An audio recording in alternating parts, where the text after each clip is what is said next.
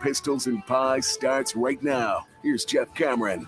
The Seminole Headlines 93.3 Real Talk Radio Warchant TV begins right now. I see the boys. There they are in studio. That's Ira and Corey. I'm Jeff. Hello, everybody. Thanks for joining us. And thanks to our friends at Register Sausage. Yay, sausage, as we get things going. Ira, fire away. What great promos are there? You know, here's the thing, Jeff. There's another week, another win, another promo code. That's all they do around these parts. And I'm not talking about the promo code this week. I'm making an audible. Go to Register Sausage on Twitter, and you can find the promo code, or probably on their Facebook. On X. Yeah. And you'll see their promo code. There's a promo code out there. Maybe I'll bring it. Maybe I'll bust it out later. But I also want to focus on the people that get the registers in person.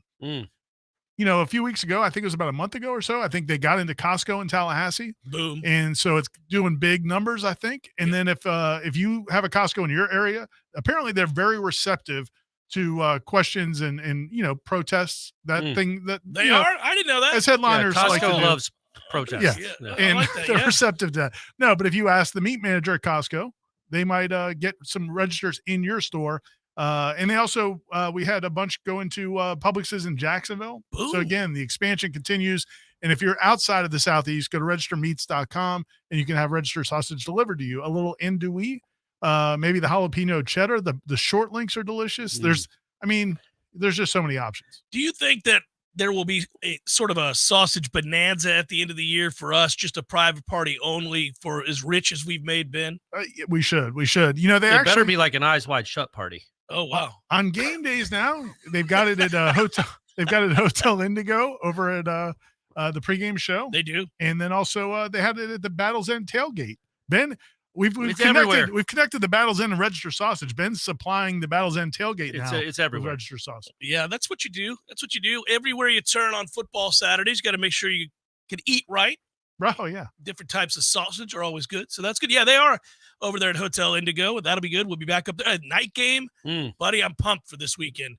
I could wear this into the stadium if I want. It's actually be nice to be like 65 degrees or something. It'll be nice incredible. And chilly, hopefully, by the time we get to halftime of that game. So that's going to be that for real. I mean, Corey and I were talking about this at the game Saturday. Yeah.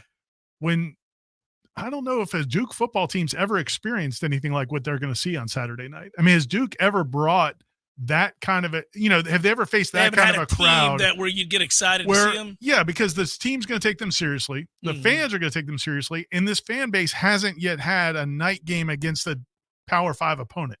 You know, they had the one night game was Southern Miss. Yeah, it was awful. So, and it was 5 days after, LSU. So people, it was, they also haven't had a big night game here.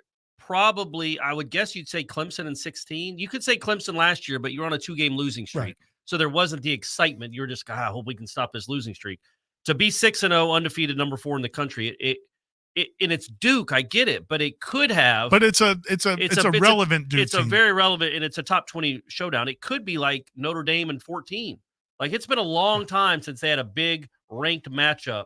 Probably Clemson in 16, but even that game you'd already lost twice, and you're underdogs. Yeah. Like I just think with what's at stake and the fact that Duke is good and you've got Fowler and Herbstreit, the nation's watching, everybody knows it's a big game. But Duke's never been in it. But even if Duke's played at Clemson, that's fine. Those are always afternoon games, and Clemson's fans don't go there. They're probably showing up in the second quarter and leaving in the third quarter. Well, no, they're good fans. They show up. They want to see Dabo run down the hill. The students aren't showing up for kickoff for Duke. But my point is, it's the exact opposite of Duke basketball.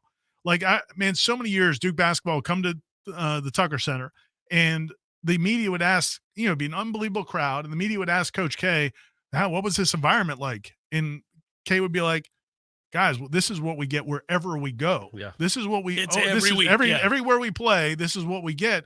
Well, Duke football's – I don't know if they've ever had this, what they're going to see Saturday night. I'm not saying it's going to change the game, but it's a factor.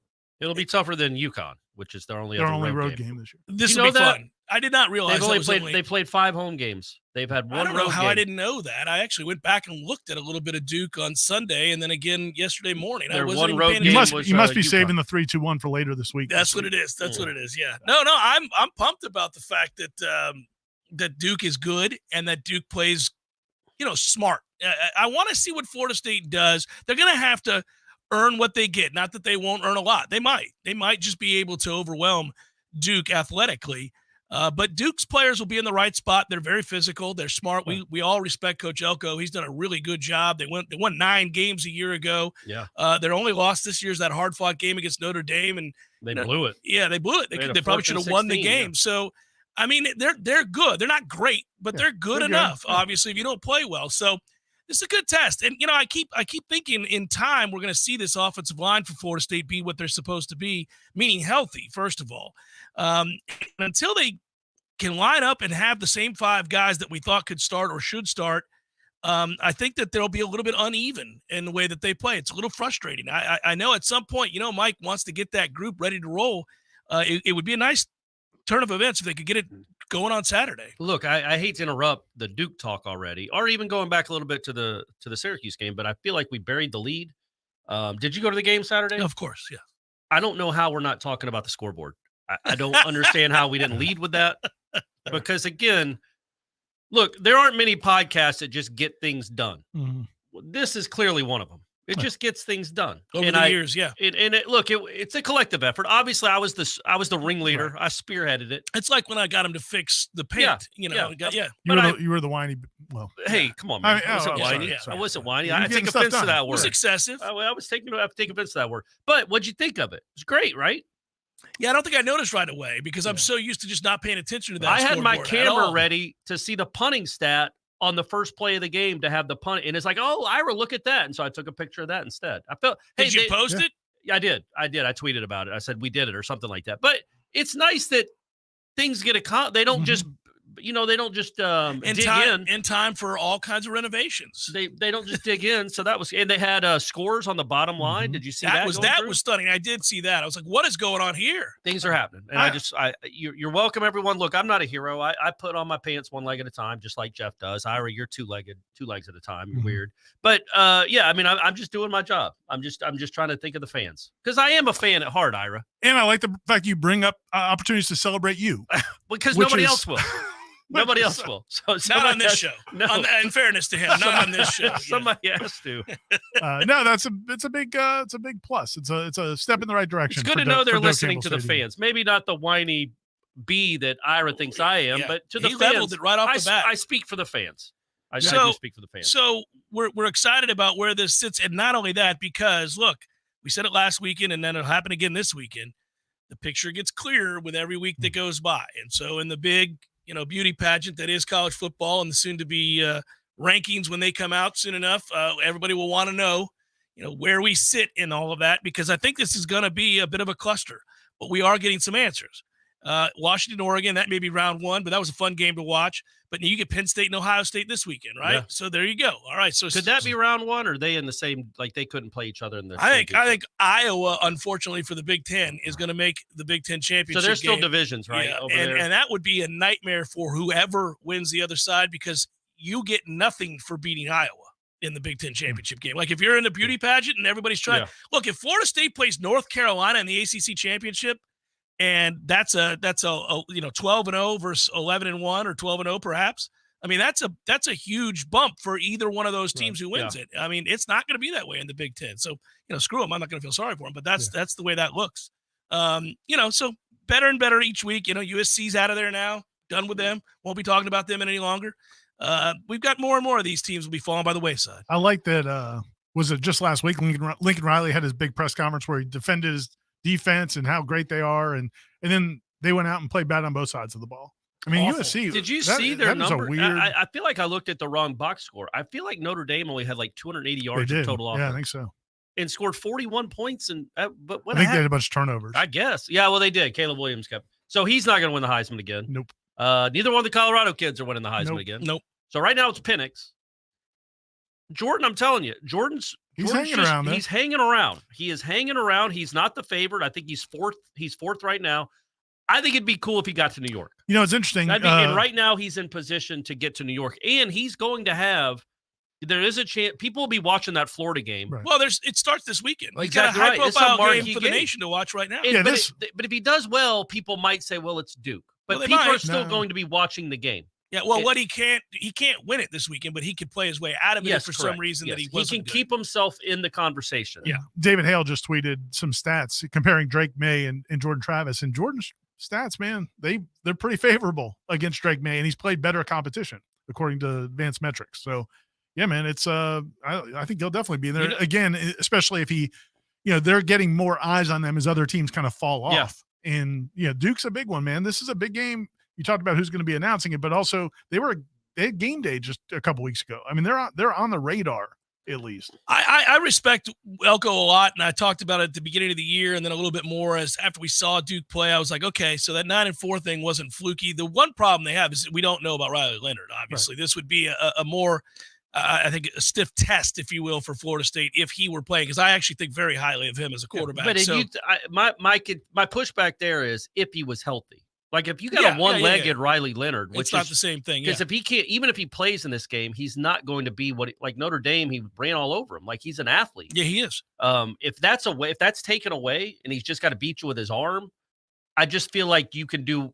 That's not nearly as scary as if he was his normal self. He doesn't appear to be. If you look statistically, not a dynamic passer. Yeah, well, he doesn't have great weapons, and I think he'll get better and better as a passer. But you're right. That ability to run shapes. That's what scared game. The whole thing. But if he's out there, think about that running out against Clemson. I mean, that's crazy against that defense and that run. I mean, he's running away from guys. So that element being out of his game is absolutely huge for Florida State. And these are games now where, coming back home, getting decisive victories, they still can clean things up. I guess that's just who this team's going to be forevermore. They're just going to have wins that are decisive, and we'll note that, but we'll also say, there's that stretch of football that's poor.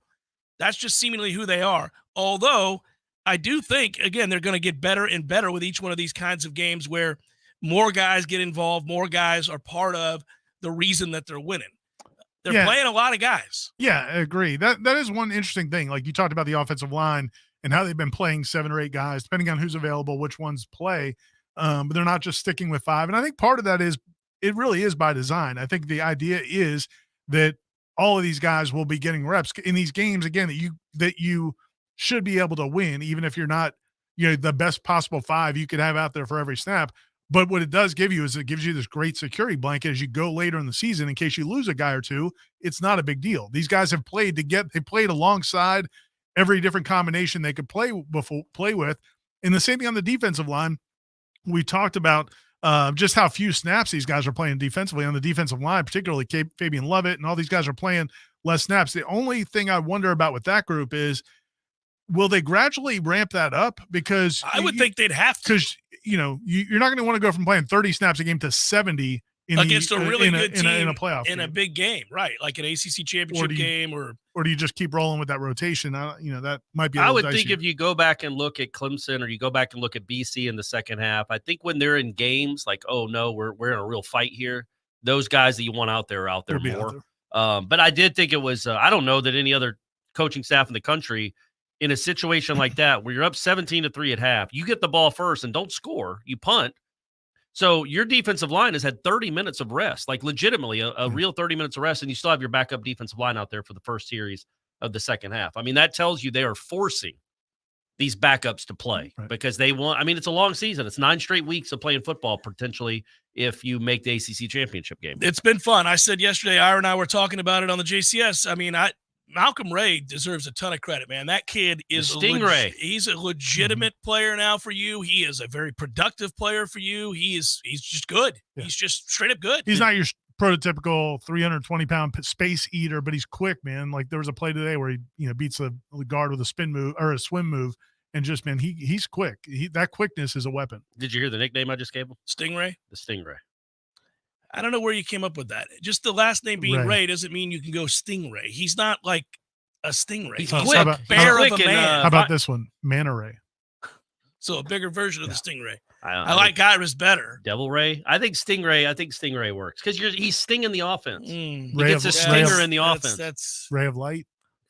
So you're going going backwards. Oh. I want you to pick and think about it a little bit more. I you did. Just came up with that. You came I came up with this 3 hours ago. No, that's terrible. I'm not. You're not efforting like you once did. You used to put some time. I know. There was a time where he cared deeply about these monikers or nicknames that he gave people. Now the Seagull backfield. We haven't had anything inspired like that. There's nothing that's just not inspiring. People expect more from you. You just took his last name. Well, I did, but I added Sting to it. Stingray. Seminole Headlines, 93.3 Real Talk Radio, Warchant TV continues in a moment. This is an urgent alert for all radio listeners. Pinch a Penny Pools and Spas is inviting you to participate in a rare opportunity to put a brand new hot spring spa in your yard and make your hot tub dreams come true. From October 13th through October 23rd, all hot spring spas will be available for 0% interest financing for 60 months. For 10 days only, this is a rare opportunity available only at Pinch a Penny Pools and Spas on Greer Road. There are over 50 hot tubs in stock right now in their 12,000 square foot showroom. And from October 13th through the 23rd, you can pick your dream spa and take it home with 0% financing for 60 months. No extensions will be made on this offer. This is it for 10 days only. Take advantage of this incredibly hot offer from Hot Spring Spas from October 13th to October 23rd at Pinch a Penny Pools and Spas on Greer Road, just off Capitol Circle Northeast. Hello, Leon County. Let's get ready to win with Ken. I'm Ken Preston. I want to be your next Leon County property appraiser. I'm driven, committed, experienced, and a dedicated community servant. I'm ready to put my experience as a former property appraiser to work to help make a difference for the people of Leon County. Let's go to work. Vote for me. Ken Preston for Leon County Property Appraiser 2024. Win with Ken. A political advertisement by Ken Preston for Leon County Property Appraiser. The future of joint pain relief is here.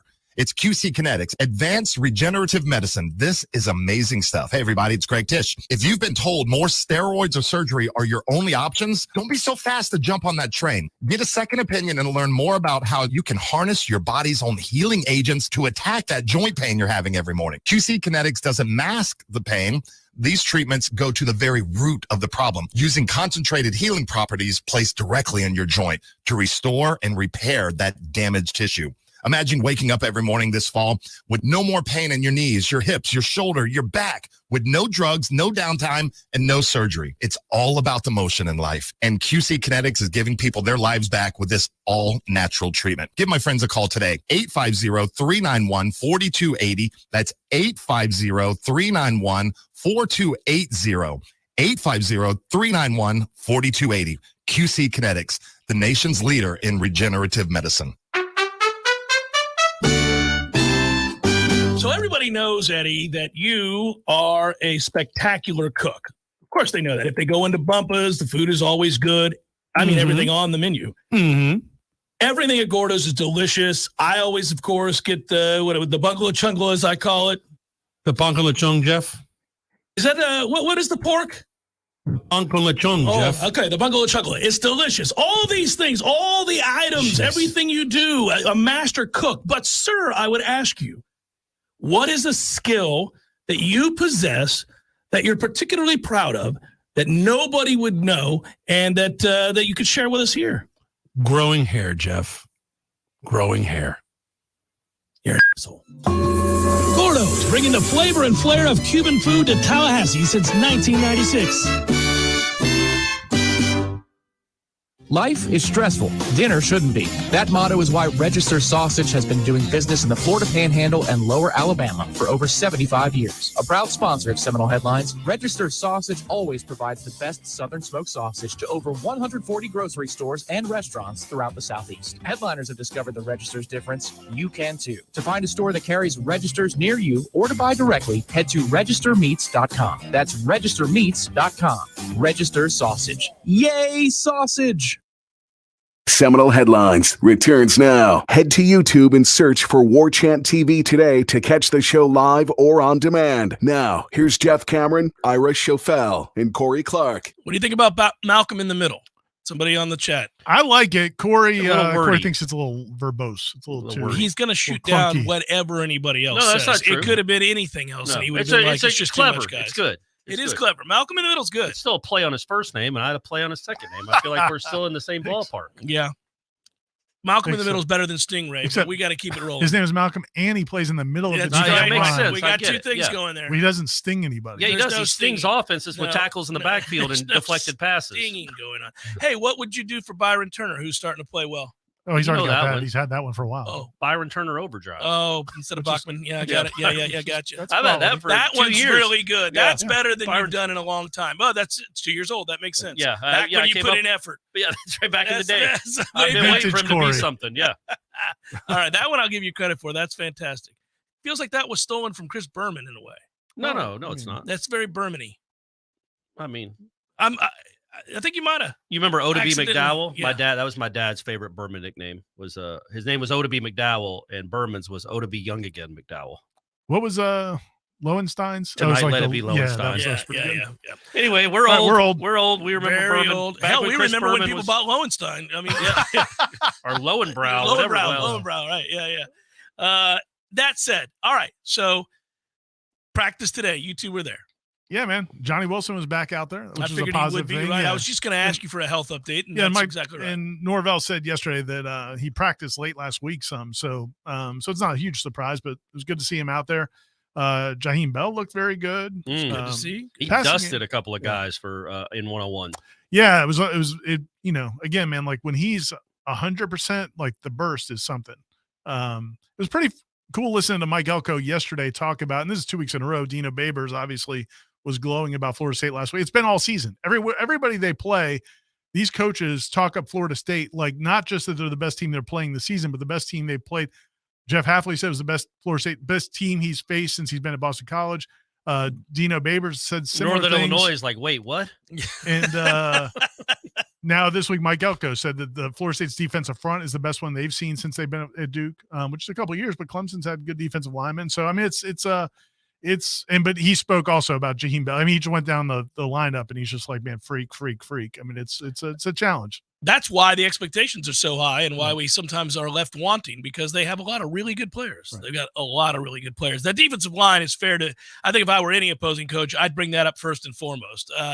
That if you're trying to run traditionally, Florida State's defensive line is not allowing that against anybody. Yeah. Also, Against anybody. Verse, people still kind of clamor for more stats for Jared Verse. I mean, he got triple teamed some in that game, literally. Like Jared's a played tight really end, well. tackle tight end, and a back. No, Jared's played really well all year. I mean, if you're occupying three guys, Yeah, unequivocally, he's played really well all year. That's just people looking for sack numbers, and that's all that is. I mean, he stops the run, which, if you want to listen, a lot of defensive ends, as we know, sub in and out of packages based on, hey, he's solely a pass rusher, or he's a guy who sets the edge. that's what Patrick Payton was last year. Yeah, Jared does both things exceptionally well. I think that added strength and size has made him even better against the run. You see now how he holds up. It's borderline disrespectful the way that he handles tackles. It's absolutely embarrassing at times when he's holding them with one arm. Yeah. Like, you'll watch him hold guys with one arm. I mean, look, he's got a long way to go to be compared to Reggie White, but Reggie White used to humiliate people just holding them there while looking around. And this is a grown man trying to block you. I see that happen on occasion with Verse. That's how strong he is. So yeah, he's been, capable of being great against the run. And obviously he didn't get a lot of opportunities against the pass because I think guys are getting the balls out of their hands pretty quickly. Yes, by design. Syracuse, Schrader has regressed. I think we could say he's not what we saw a couple of years ago. He doesn't do anything. Well, particularly once he couldn't run, like they stuffed him in the run game pretty early on. It was apparent, like they called a few in a row for him to run. Once that got stopped, I'm like, my man's done here. I mean, he's never been a great passer. No, and what was funny is you remember it might have been the second touchdown that Keon had against LSU where he just mossed the kid and the kid just hopped up and jogged back to the sideline. Yeah, exactly. Like, what are you going to do? Schrader did that after every possession. After every third down After stop. every third down incompletion, he just jogged back to the Let's take it sideline. on back to the house, boys. Go get him, punter. Try not to punt it to 4. That was very telling that there was never like a staring down, like what just happened or frustration. Shaking his head. It was just hop up, jog to the sideline, go sit down.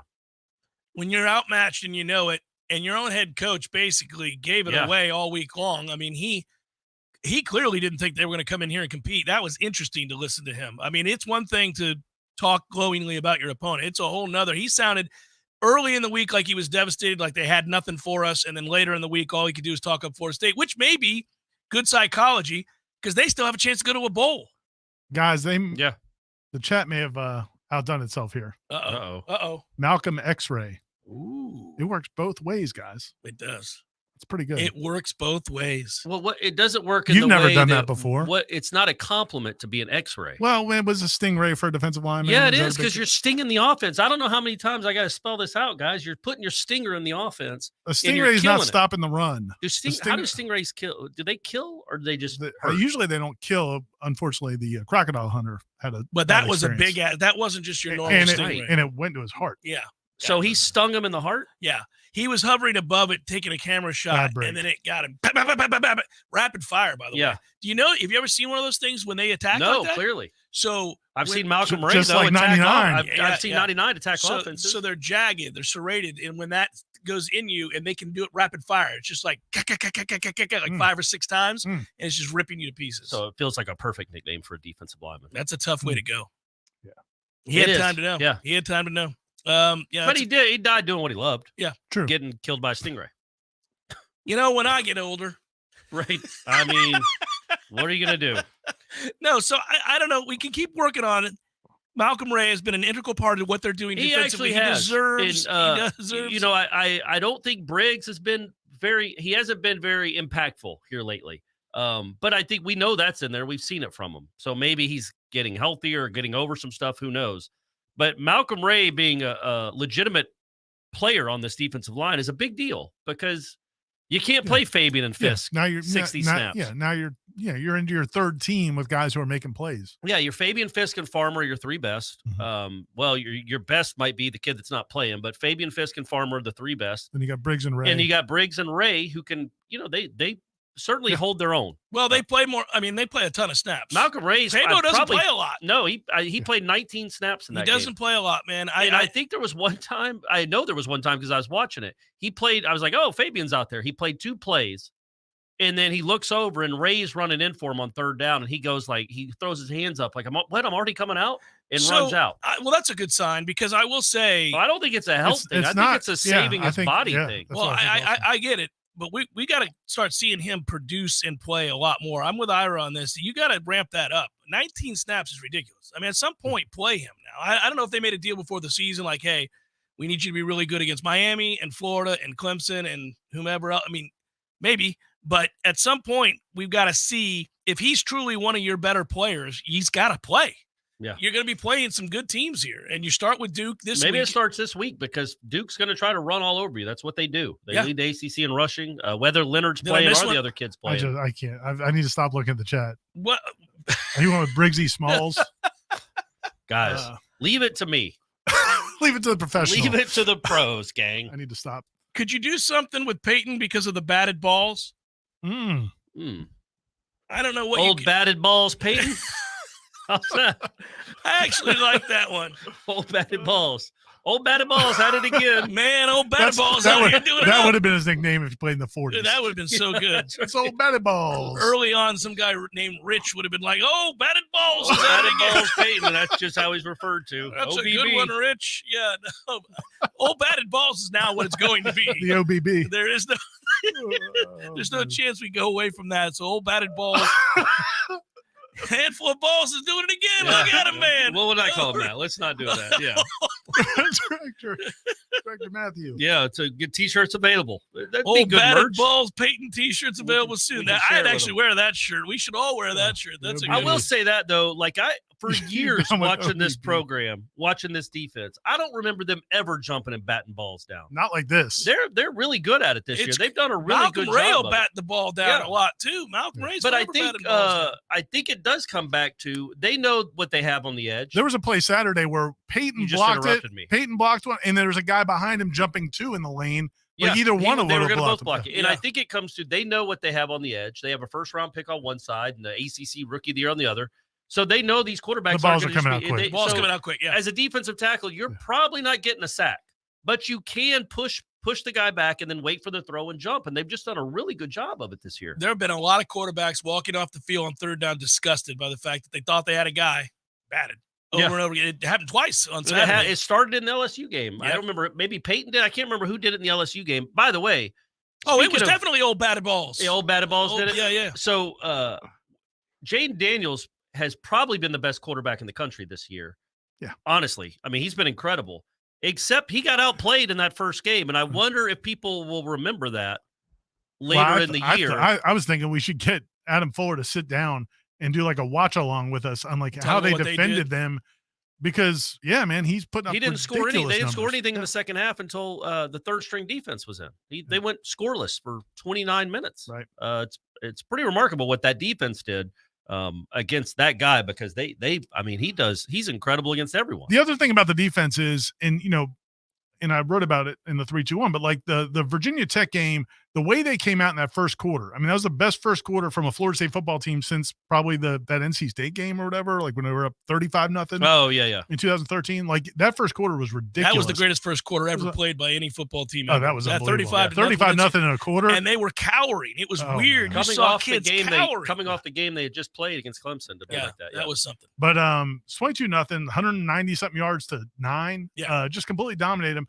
And then the second quarter wasn't that great, but the officiating, like that was kind of the question after that game was, would they have played a full four-quarter game if the officiating had done? They might have, because they kind of just did this past Saturday. The second quarter in this game to me was, the defense still played really well. The offense just like had a couple of goofy plays and play calls. But I mean, I think you can make the argument that this team now, going back to the second half of Clemson, they played 10 quarters of really good football. Yeah, defensively they have. And I think when we started this season, that was the question mark. And I think, Jeff, you would agree with this. If this defense plays like this, stop the run and don't give up 40-yard busts. Yeah. Just don't bust. Make teams earn it. This defense can go win you a national championship, or this team can go win you a national championship with this defense. Yeah, I think the biggest compliment to the defense at this point is that I'm far more concerned with the offensive line. When we talk big picture about winning the national championship, like if we're aspiring to win the national championship and you want to name something that concerns you the most, it's the offensive line. Yeah. And what gives you still some confidence is you do have a really good play caller in Mike Norvell. You've got a quarterback who can do a lot of things with his legs as well, and Jordan Travis. And then you've got an advantage, probably a wide receiver over probably anybody you play. So that can, if you had an offensive there's nobody that has corners that can deal with those two guys. But I'm saying if you had an offensive line that, again, you're not going to be trying to beat Georgia by running the ball. If you have a 4-point lead on Georgia with 6 minutes to go, you're not going to just be able to go, you know what, let's just run it down their throats and in the game. That ain't happening. I don't think you would even go into the game with the idea that you were going to run the ball successfully on that day. What I did like about the game on Saturday, though, because I was lamenting it with Aslan and at halftime, is like you saw Ohio State you saw Michigan get behind early, you saw Georgia get behind early, but you knew those teams were going to wear down those overmatched teams, and they're just going to run it down their throats because they were bigger and stronger. It's like the one caveat I have with this team that we're watching right now is they don't do that. They don't have an offensive line that can just dominate and push teams out of the way, but they kind of did in the second half of that game. The running game I know it's Syracuse, but they did look a lot better, I thought, running the ball in the second half. And Syracuse has a good run defense. But they looked more like what a good offensive line would do to an overmatched team. They just started pushing them out of the way, and the running game got going. You don't have to do it in a traditional way. Like, you don't have to come out of the game and start running the football early on. They didn't run the ball at all against LSU in the first half. Yeah. They were terrible running the football. And then in the second half, they were determined to run the ball. That first drive in the second half, they're running the ball right down LSU's throat. It was the first time in that entire game that they'd really been able to run the ball at all. They ended up with what? Was it just north of 100 yards rushing against LSU? Yeah, like 130. Something like that. But almost all of that was in the second half. Yeah. And none of it by your quarterback. So you can do that. You can beat people through the air and soften them up. And obviously, if you're playing good defense and you're getting them to go 3 and out repeatedly, eventually their defense gets worn down too. I also think they've been trying to figure things out because, again, they haven't had, especially early on. I mean, you lose Robert Scott in the first game. Excuse me. You don't have him for the next few weeks. You lost Maurice Smith for part of that stretch as well. I think they were trying to figure out what they exactly can do with this offensive line, and I think they've started to figure it out some. The zone runs they ran Saturday were much more effective than what they've done, with the gap scheme stuff. Yeah, earlier. He's probably got to be frustrated because Mike wants to run counter and super counter as it's been called. But I think that sometimes you just realize there are guys that aren't suited, and maybe you realize, okay, we got to go back to this or maybe a little bit more of this. And I think you're right. They are trying to figure it out. It'd just be easier to figure it out if 1 week, Robert Scott wasn't missing, and the next week Bless Harris wasn't missing, and the next week Maurice Smith isn't missing, and the next week Darius Washington isn't missing. They've got a lot of guys that are missing, sometimes simultaneously, sometimes not.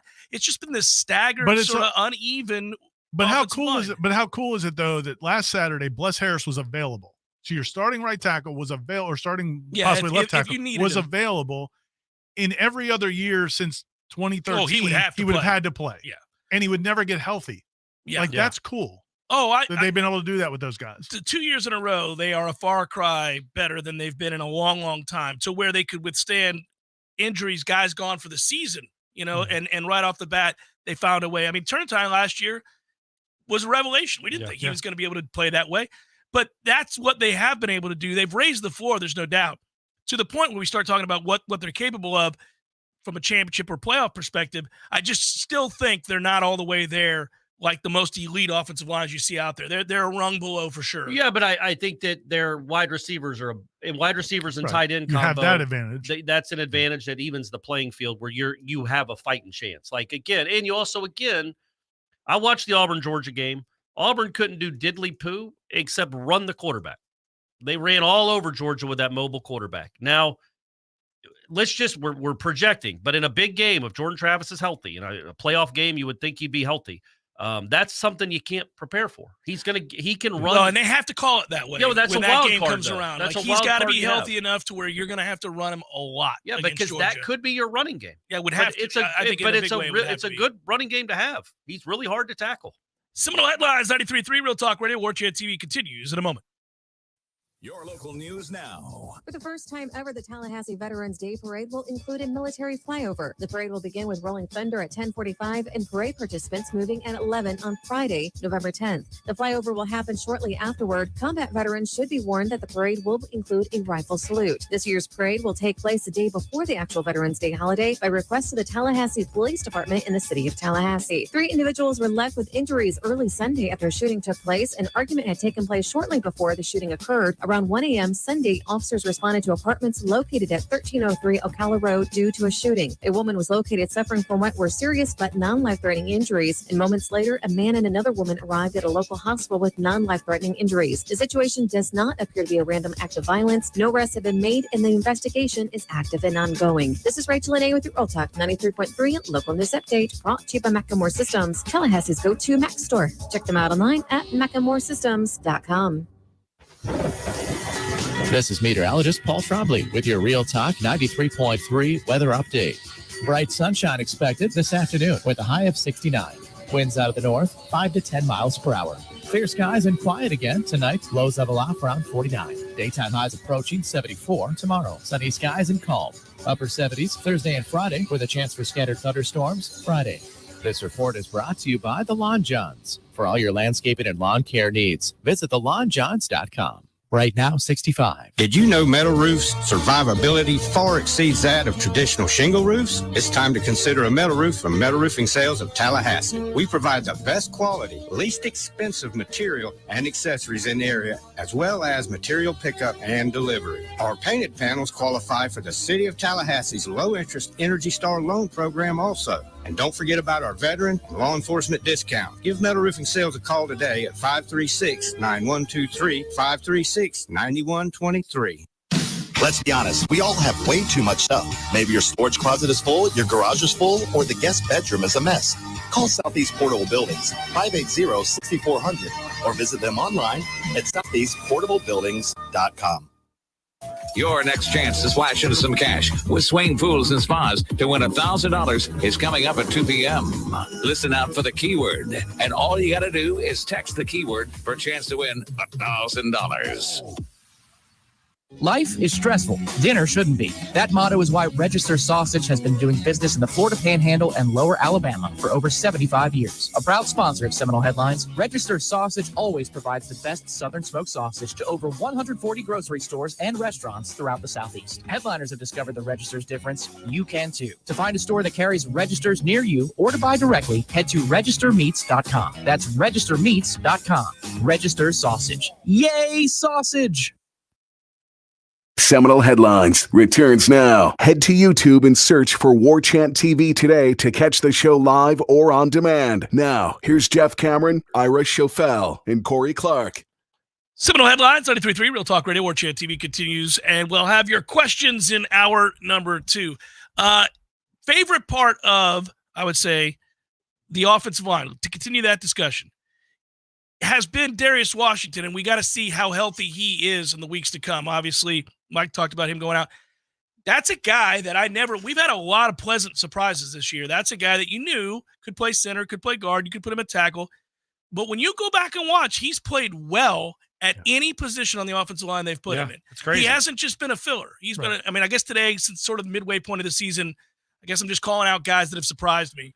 And he's one of them. He's played well when he's been asked to play. Yeah, and one of the cool things about the Clemson game when 63 was having a tough time out there on the edge, apparently when they went to Darius and they told Jeremiah, listen, we're going to give Darius a shot, Jeremiah Byers was like, that's a good idea. Like, let's see what he can do, which is cool. I mean, I think that group, I think they like each other. They do. There's and Alex fosters that, though, I think. For sure.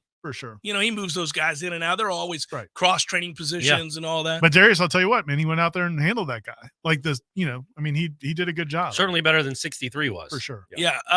And that's been, the aspect of this has been watching Alex try to figure out, he doesn't do this well, but he does this okay.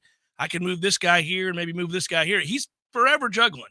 We know if Maurice Smith's healthy, he's always going to be the center. And if you can keep him out there, he'll play well. What do you make of, and I'm not trying to fish for drama, but Norvell and Atkins both talking about how many missed assignments there were by the skill players on Saturday. Now, it might have been partly because, there was a couple of guys not have maybe playing or guys playing more that haven't played much before.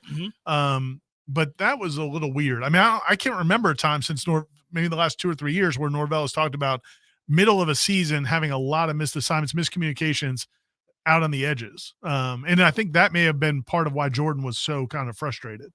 It's been an interesting year for this offense. It's such a weird thing to talk about because the numbers are the numbers. They're averaging over 40 points a game. We all projected that they would. We thought they could. There are moments when the offense really looks like it's almost unfair because they have so many weapons.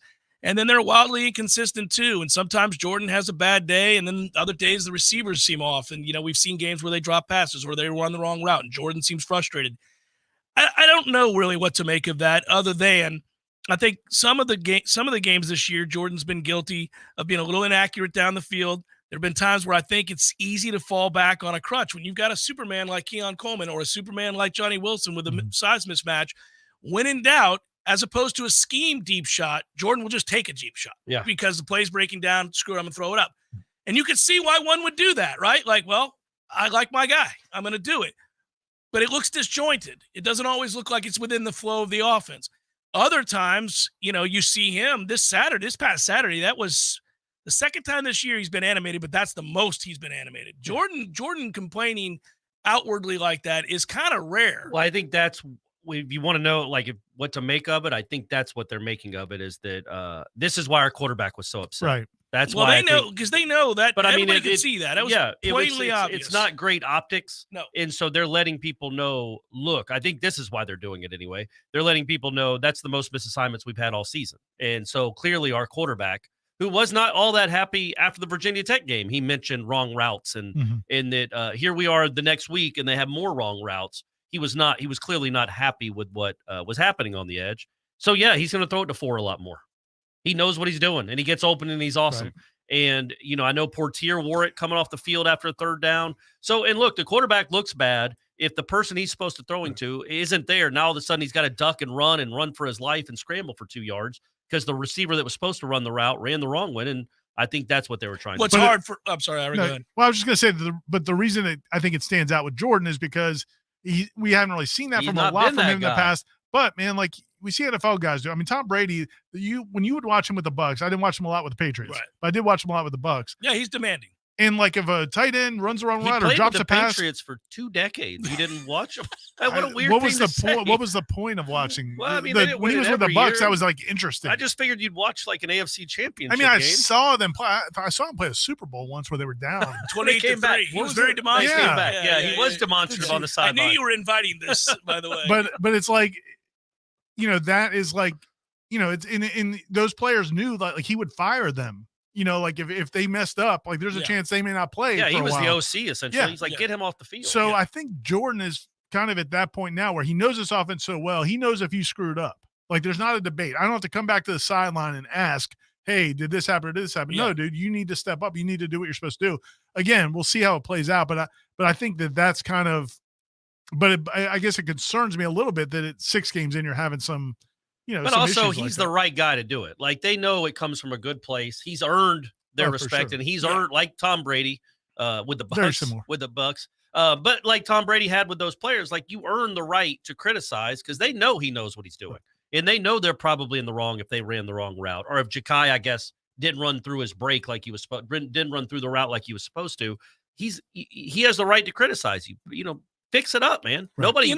Nobody studies harder than 13. Nobody gets more prepared than 13. So he's going to be upset if you're not on the right page. It's fascinating too, because all of that's fair. Really, the last time that Jordan kind of called anybody out and you could say made them look bad was the NC State game a year ago, when he was so frustrated. They were dropping balls and he didn't play well, and they didn't play well. He was mad at the offense. He was mad at Mike. You could see he was just mad, period. And he was called out then. He was called out in the broadcast. We called him out. People said, that's a bad look, man. Your leader's out here complaining after every series. He never did it again the rest of the year. You never saw it again. And he really hadn't done it much until rather recently. I think there is a real pressure to wanting – I mean, look, you are halfway through a season in which you are in prime position to go for and win the conference and perhaps make the college football playoff. There's real pressure. You got to get right, and guys. all those guys that came back, they came back for this opportunity. This is it. Like, you can't keep doing this. Brad points out that I probably really hated the Patriots for my disdain for the white skill position. Oh, yeah, that's all they had. Yeah. Randy Moss and a bunch of Julian Edelman. That's really well done by him. That's your all-time. That's why you didn't watch That's a special kind of hatred out there for that team. No. I mean, it is interesting, but that pressure will ratchet up. You got a little bit better competition coming up in the future here. Duke will test you. ACC championship game, whomever you're playing will test you. I still suspect that when you get down to Gainesville, that's going to be a tougher game than a lot of people realize. Yeah. And we'll see if Miami's quit, because if they haven't, they've got defensive. This will be the telling game coming up against Clemson. They'll come to play in the first quarter of that game. Yeah, and you if it's not going beat well, it out of them. Yeah. Joshua writes, we are 19-0 all time against Duke. Can the Headlines crew give the pregame speech about the importance of the Platinum Bohica to the team? Then they have Jeff on standby to present Elko with the trophy. Well, the Platinum Bohica is 10 straight. They've already accomplished it's a double platinum. This is a double Platinum Bohica. I mean, I don't know. That seems a bit excessive. So almost 2 statuettes. I mean, that's crazy for me to walk in with those 2 trophies. That's a lot. Is it also aren't they 21-0 all time against Duke, but 2 of them were vacated? That's probably sounds possible. So are we still doing that? They've of not course. come back and fixed I don't yet? even think they have one of the track championships is still not they able to be don't. listed. I'd fly that flag high as hell. would It'd be too. the biggest one I have out there. You'd see that before you saw anything else. Was the one that they vacated. Yeah, 2008. Just There it is, flying flying in the wind right 2007. there. It's nonsense. Yeah, it is. But going back to Travis, I do think that it started early. I remember a run that Benson had against LSU where he gave it to Benson. Benson went outside, and Travis, like, in front of it, the whole nation is like, no, the hole was right there. Like, he's just been more demonstrative. But so far, they seem to be handling it well, and I think they can because it's him. He is like a coach on the field. He's a talented coach, but he's like a coach on the field. Yeah, I mean, he's getting on them. Yeah, and it's a fraction of the way Norvell yells at them in practice. Or some of the position coaches, Alex Atkins. So, I mean, it's not like he's berating them and they're not used to being yelled at. But I also think it is telling that he's doing it now. He used to be a kid that would clap his hands and then jog to the sideline. But he ain't that anymore. But that's one of the, probably the parts of his transformation that we never really talk about because it's kind of more behind the scenes. It's not as tangible. But that was kind of part of the reason that they brought Mackenzie Milton in. Like, everybody, we can say it was a failure to bring Mackenzie Milton in, and for one day, for sure, it was a failure. Yeah. But for the big picture, like, Mackenzie taught Jordan how to be the guy. Like, how important it is for you to be at every single practice, for you to be the guy that knows everything, to never make a mistake. Those things, because everybody looks to you. And I think this is the next step of that evolution to where this is my team. Yeah. And you guys play how I need you to play because I lead this team. And so I don't have a problem with it. I don't have a problem with it. It's always a fine line. Jordan doesn't always read it as well as he should. As long as he's willing to take the criticism that comes with that, I'm talking about the read option stuff. He doesn't always read it real well. You have to be willing to take that back Now, that's fine. I think he is. I'm sure he is. I mean, I think he demands an awful lot of himself. I'm sure. I mean, we certainly know that Mike and he have a relationship where Mike can say whatever he needs to say to Jordan. Yeah. I'm sure that's happened behind closed doors. Mike is very careful about criticizing his quarterback. He doesn't do it very, very often. He usually, you can tell where he'll stop short of doing it. And I understand why, because he knows that Jordan's the unquestioned leader of the team. So you got to be very careful about how you criticize him to the press. Right. And the quarterback's always going to get all the blame anyway. Yeah. So it's like if you don't need to pile on. Right. I mean, Jimbo protected his quarterbacks. The way Pondra could have done anything, he was going to get blamed on somebody else. That's just kind of what. And MA, he's throwing the right spot, Right. stuff like that. Yeah. And it also probably didn't help that on Saturday, you had Portier and Douglas playing a lot. That's why why I wonder a little bit. Played a lot. Johnny didn't play, so you have Portier who didn't even have a catch, and he probably played 50 snaps. He was out there a ton. So you had two guys that have been basically out all year, being a lot reintroduced. And then you got a freshman system. in Destin Hill. Yeah, so Fun to watch Destin Hill though. I continue, and then we talked about it yesterday, but Hakeem Williams' touchdown was my favorite play of the day. That portends of real dominance. I mean, that is a freakishly fast man for that size. Yeah, man. And then I don't think people really realize. I don't know that we realized it looked like that. I didn't either. Neither did Keon Coleman. Keon Coleman said he stood up when he was watching on the video board. When you watch that, I've watched that thing 6 times. I'm like, that's wrong. What he's doing to those poor kids. The cut he made. Yeah. The little Leon Washington, like just stick your foot in the ground and make a guy look foolish and fall down. That was like, okay, like all of a sudden that one play. It's like all we talked about was Vandrevius in the spring. And Vandrevius could have a very nice career here still. But then that one play, you're like, yeah, that's why he was the 5-star. Right. That's why he might be in the NFL for a decade. That one play showed off the whole skill set. He's got a body. He's got the right body type now. He loves to block. Yeah, he's aggressive. The fact that people love to block means they get more opportunities in the passing game to be a receiver, a true receiver, because that is not overlooked ever. Your fellow teammates love that. Your coaches certainly love it. You're going to get those opportunities. What that guy could be is a superstar. That's why everybody wanted him. It's as you're saying, you got a glimpse of it in 2 seconds. You went burst in that cut. Moly. Yeah, it's like, oh my gosh. I was thinking about going into next year. What are they going to do at receiver? You knew Destin Hill was coming back, but Keon's going to be gone. Johnny's going to be gone. You're thinking about receivers. I don't know that Dravis Jacobs is dependable. So you're sitting around thinking, and then you go, oh yeah, well, they got that dude. Yeah. He and Destin Hill will be pretty good tandem. They're going to be okay. Yeah, absolutely. Headliner questions forthcoming. Hang in there. We'll be back for more. Hour number 2 coming up.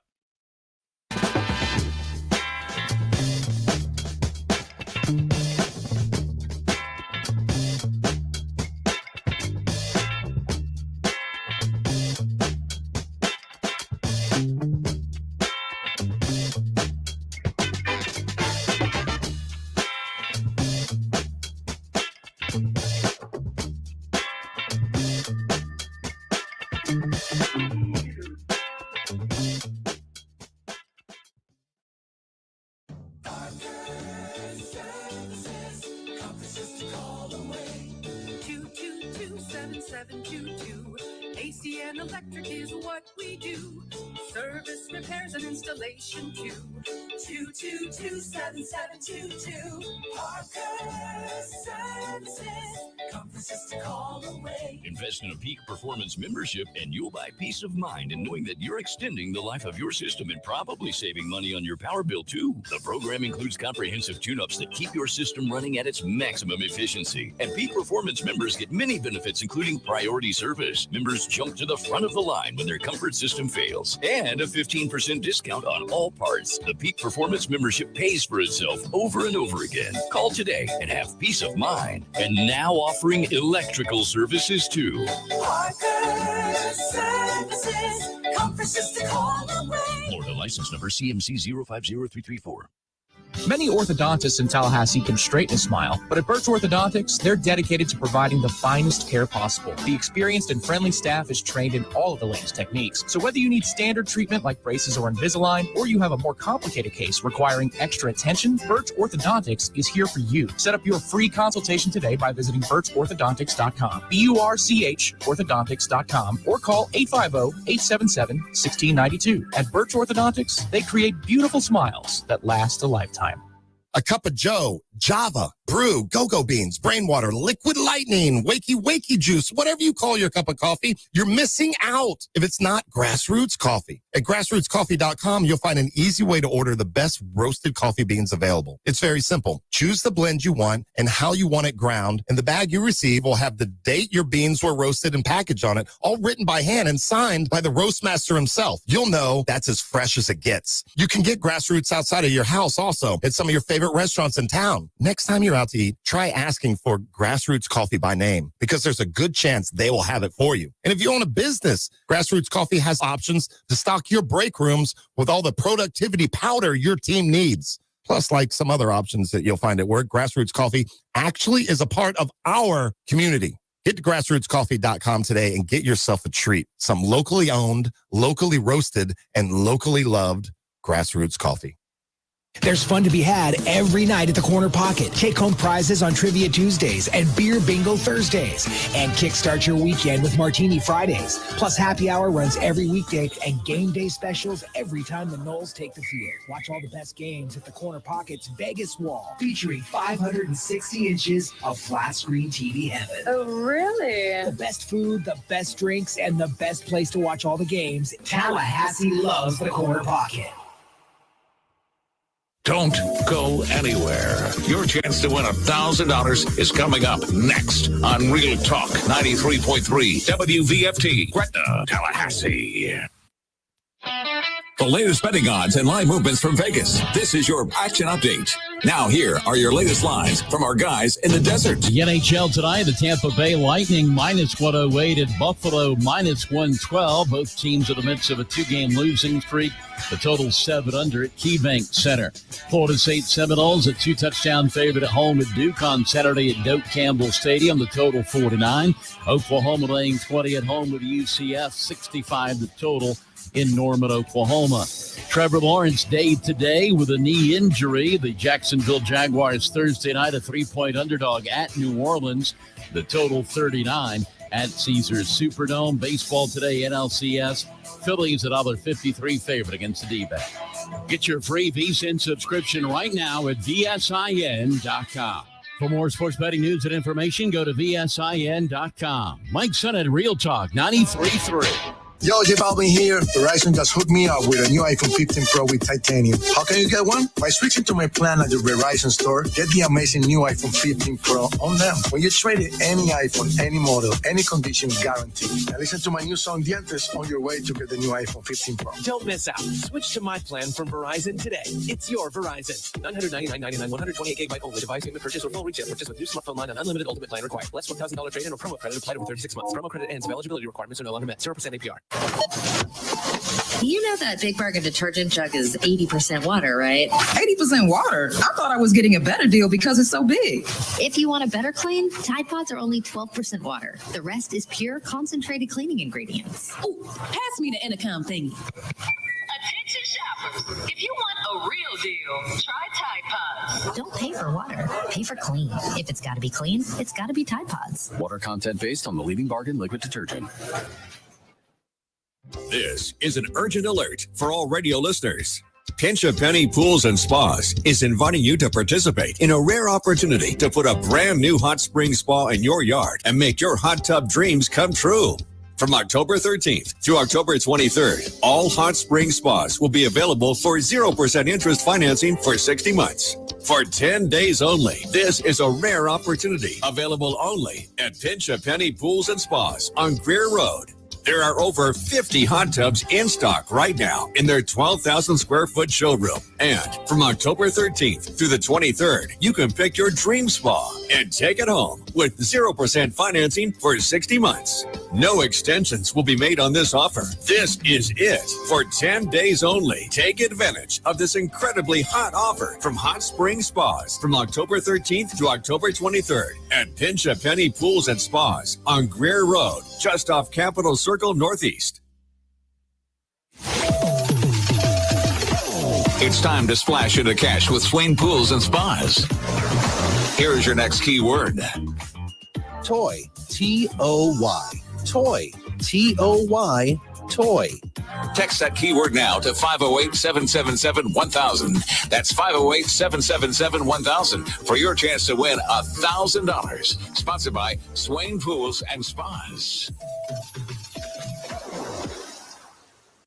Many orthodontists in Tallahassee can straighten a smile, but at Birch Orthodontics, they're dedicated to providing the finest care possible. The experienced and friendly staff is trained in all of the latest techniques. So whether you need standard treatment like braces or Invisalign, or you have a more complicated case requiring extra attention, Birch Orthodontics is here for you. Set up your free consultation today by visiting birchorthodontics.com, BURCH orthodontics.com, or call 850-877-1692. At Birch Orthodontics, they create beautiful smiles that last a lifetime. It's time for Seminole Headlines, featuring Warchant.com's Jeff Cameron, managing editor Ira Schofel, and senior writer Corey Clark. Your weekly dose of all things FSU, pistols, and pies starts right now. Here's Jeff Cameron. Hour number 2, Seminole Headlines, 93.3 Real Talk Radio, Warchant TV. Time for headliner questions. We'll get to them in a moment. First up, though, our thanks to Dr. Birch. Birch Orthodontics, the best in all the land. Best orthodontist in Tallahassee, certainly, but I would say in the country. I think that's probably true. Probably true. You can't prove otherwise. That's true, too. Yeah, there's no debate, really. And if you have anybody in your family who needs orthodontic work, we cannot recommend them higher. All of my kids went there. Jeff kids went there. Corey's I know kids that have gone fiance's kids went there. He's friends with people who Tons have of kids people. that went there. If I started name dropping all the people that I know that I've met through the years, It'd be the whole hour. I mean, really, It'd be the whole hour. Just get the phone book out. Do we still have a phone book? Yeah, they still make those. Do they do? I guess Do they probably don't. Do they? I don't know. I can just start naming names in the phone book. Their kids probably went to Birch Orthodontics. The phone book. BirchOrthodontics.com, BURCH orthodontics.com. They have free consultations, payment plans, great customer service, but then also incredible work on your teeth. I was talking to somebody last night. We met some Kim and I were walking in a store and met a couple of FSU fans, and their kids went to Birch Orthodontics. So I thought you were about to say Kim and I were on a long walk. Well, and I was going to say, that's interesting. On a date, maybe. It was a beautiful evening, so I could see Yeah, why it you was would a be. great night. What led to the long walk? Well, you said Kim and I were on and then you stopped. We're walking to the store. Yeah. And and they were told us that they went to Birch Orthodontics and they were happy customers as well. So you should check them out. Damn right. I feel like, I miss her terribly. It's been 3 weeks I haven't seen her. Normally we bring this up and you're like, oh, haven't you just seen? No, things are going swimmingly. So well. Yeah. You don't have to see her anymore. Well, I do, but not as frequently. So Clark's teeth are looking almost normal. Almost human. They're probably just tired of seeing him now. They're like, we did our job. If you could have gone back in time and told you 4 years ago what Clark's teeth would look like now. So you know how on your phone you can set it up if you, I'm sure all phones do this. Yeah. And so I've got it set up where it just rotates pictures over the years over and over and over and over again. Namely my kids in general. Yeah. Some of my wife and I, but mainly just mine my are kids. Shirtless pics. I figured as much. That's right. And so there was one yesterday that popped up and Clark goes, why do you have that on your screensaver? Because it's his mangled ass teeth. I was like, oh, it's just a reminder of how far you've come. So, exactly and right. what the fine people at Birch Orthodontics did for you. Garrett writes, gentlemen, which current player do you think would make the best coach down the road? I think Braden Fisk is going to be a really good coach. Just the way he talks. He sounds like a coach. I think he'll be a good one. I bet you Tatum Bethune would be a good coach. Oh, yeah. I could see that. I could see him. He comes from a family of educators. That's His dad's correct. a principal. You can always tell when I talk to Tatum that he's a smart kid. And just the way that he would teach it because of that, I think that's right. That's probably the best answer, I think, is Tatum Bethune. Then I thought I had trumped the best your answer. No, he trumped Well, yours. listen, the other thing about Tatum Bethune is, and this is true of a lot of guys that go on to coach, and it's not a knock.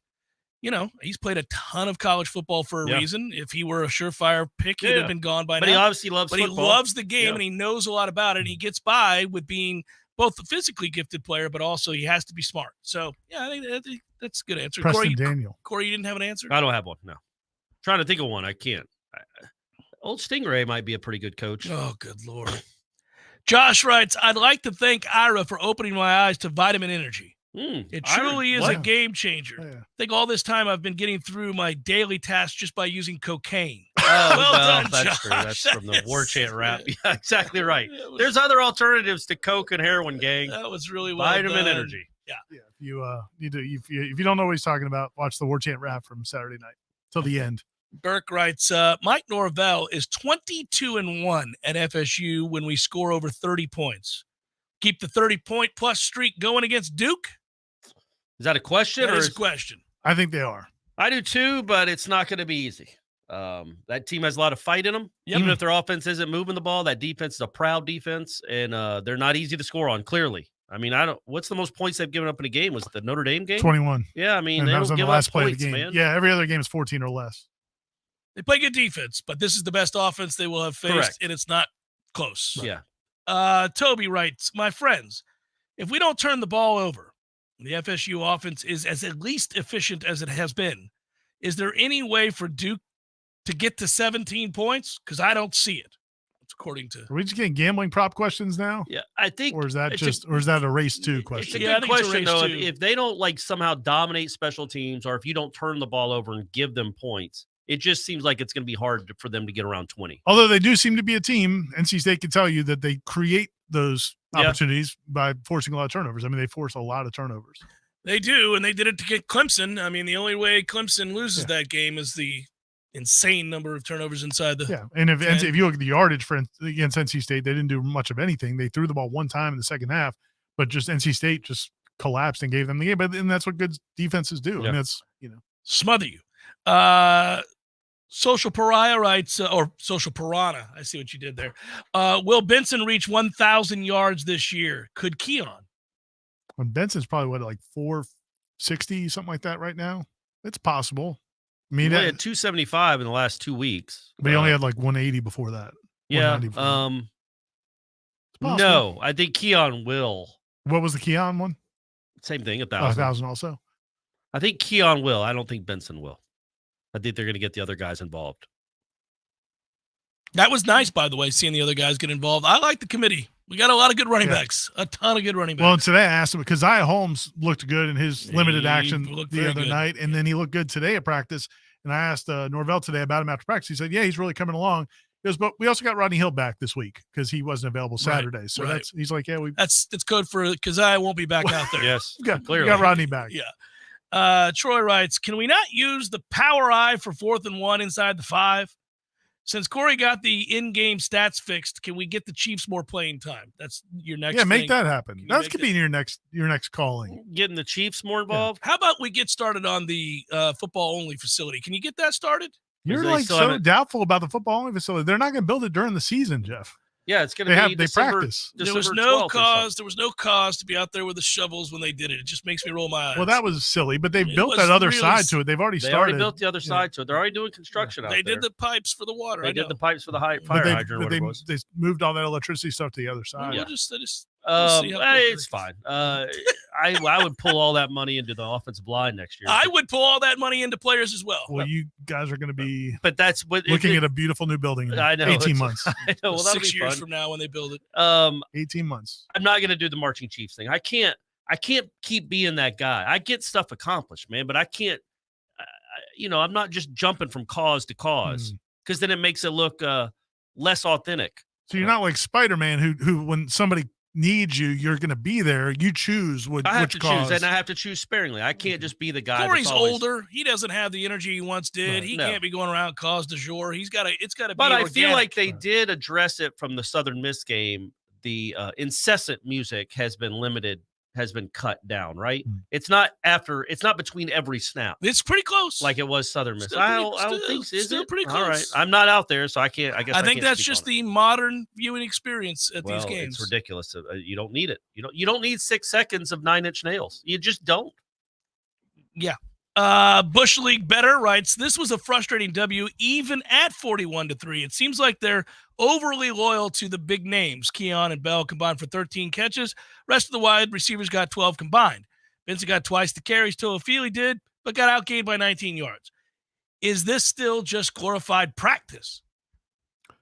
No, and I would recommend you go back and watch the game because when you go back and watch the game, I thought I was impressed. I thought you were going to say go back and watch a game from 2021 or 2020. No, But hold on. I want to throw this caveat out there because, Ira, I think you presented it not as well as you presented it to me yesterday in your answer to this gentleman. You felt the same sense of frustration he has that he's citing here after the game. Probably when you not watched quite it as again, yeah, well, probably maybe not not to that quite extent. as yeah. But when you watched it Right. again, you felt better about it. That's what you're trying to say. Yeah, I did. I mean, I thought when you I don't want to say like you didn't see it the first time. You're right. When you go, Hey, pal, why don't you watch the damn game? Watch the game. and when click- I went back and watched it, I did. I mean, I just the energy, the passion they played with was very impressive. And I think when you look at where they stalled a little bit, it wasn't like, I don't know, man, it wasn't like they got stoned. I mean, they just, they had a couple of weird possessions. Yeah, in the one middle there. possession, the 3 and out with Jordan looking silly in the right after the 7-0, and then I also thought Mike had his worst moment as a play caller down there after the sack fumble. Yeah. That was pathetic. Well, you know what they've been really bad at this year, since this is the segment where we complain about the 6-0 team. They've been awful in 1 minute. They haven't been very good all year in 1 minute, especially like the last 3 weeks. Literally the whole. And it's usually because of a pass protection problem. Yeah. They're just taking horrible sacks. I mean, if that ball stays in bounds, that's a fumble. You give ball to Syracuse. I think one of those, I can't remember which one, but I think it might have been a 3-man rush too. Like it wasn't even like it was just one guy got beat by the one guy he was blocking. But I liked it. I liked it initially because you're like, oh yeah, take what they give you. Destin Hill on a crossing route. Yeah, That's keep 7 doing yards it you over didn't and have. over and That's over and Toa over. Feely 9 yards, and then all of a sudden you get sacked and the drive is over. They've not been good in 1 minute drills, which is not good because they will need it at some time this year. They're going to need to go drive down the field to win the game. They almost kind of did against Clemson. They certainly can be better. Yeah. In those situations. Yeah. But I would say this too about getting other receivers involved. I'm to the point now, especially if they're both playing this weekend, which they should, Keon and Johnny. I don't know that Alabama fans were clamoring for people other than like Waddle and Judy to get the ball thrown to them. Like, and I can't remember, they had so many good guys playing in a row that it's hard to remember who played with who. But like, if you've got 2 awesome receivers and an awesome tight end, throw them the ball all the time. Darian Williamson isn't as good as Keon Coleman. Destin Hill will be very good. He's maybe not the matchup nightmare that Jaheim Bell is, and nobody's a Johnny Wilson. So throw it to your best players. Yeah. I don't think that's the reason the offense has sputtered at times. That it's just a determination to force the ball to a couple of guys. I don't think that's the reason. Kenneth writes, with what we know about the offensive line, what would be your perfect lineup with the players we currently have? And then he goes on to say, mine would be Scott, Byer, Smith, Washington, Harris. Yeah, I think that's right. Robert Scott. I think Byers at guard would work. I like Darius Washington, and I want Bless Harris at the other tackle. And Maurice Smith is your center. Yeah, I'm all right with that. I like that we're 6 games in and people are still convinced Jeremiah Byers can just switch to guard. I don't know, but I don't think that even if he could, which I'm sure he could do it, it doesn't seem like that's even a remote possibility. I don't think I've seen him take a rep. Yeah, I don't think it's a remote possibility. He hasn't. Yeah. And the assumption for that is like because they did an experiment a year ago, he ended up turning time. They wanted to make him a guard. He ended up being a tackle because he had to be, and he played well. And also Byers has great feet. He struggles out there on his own at tackle. He definitely has great feet.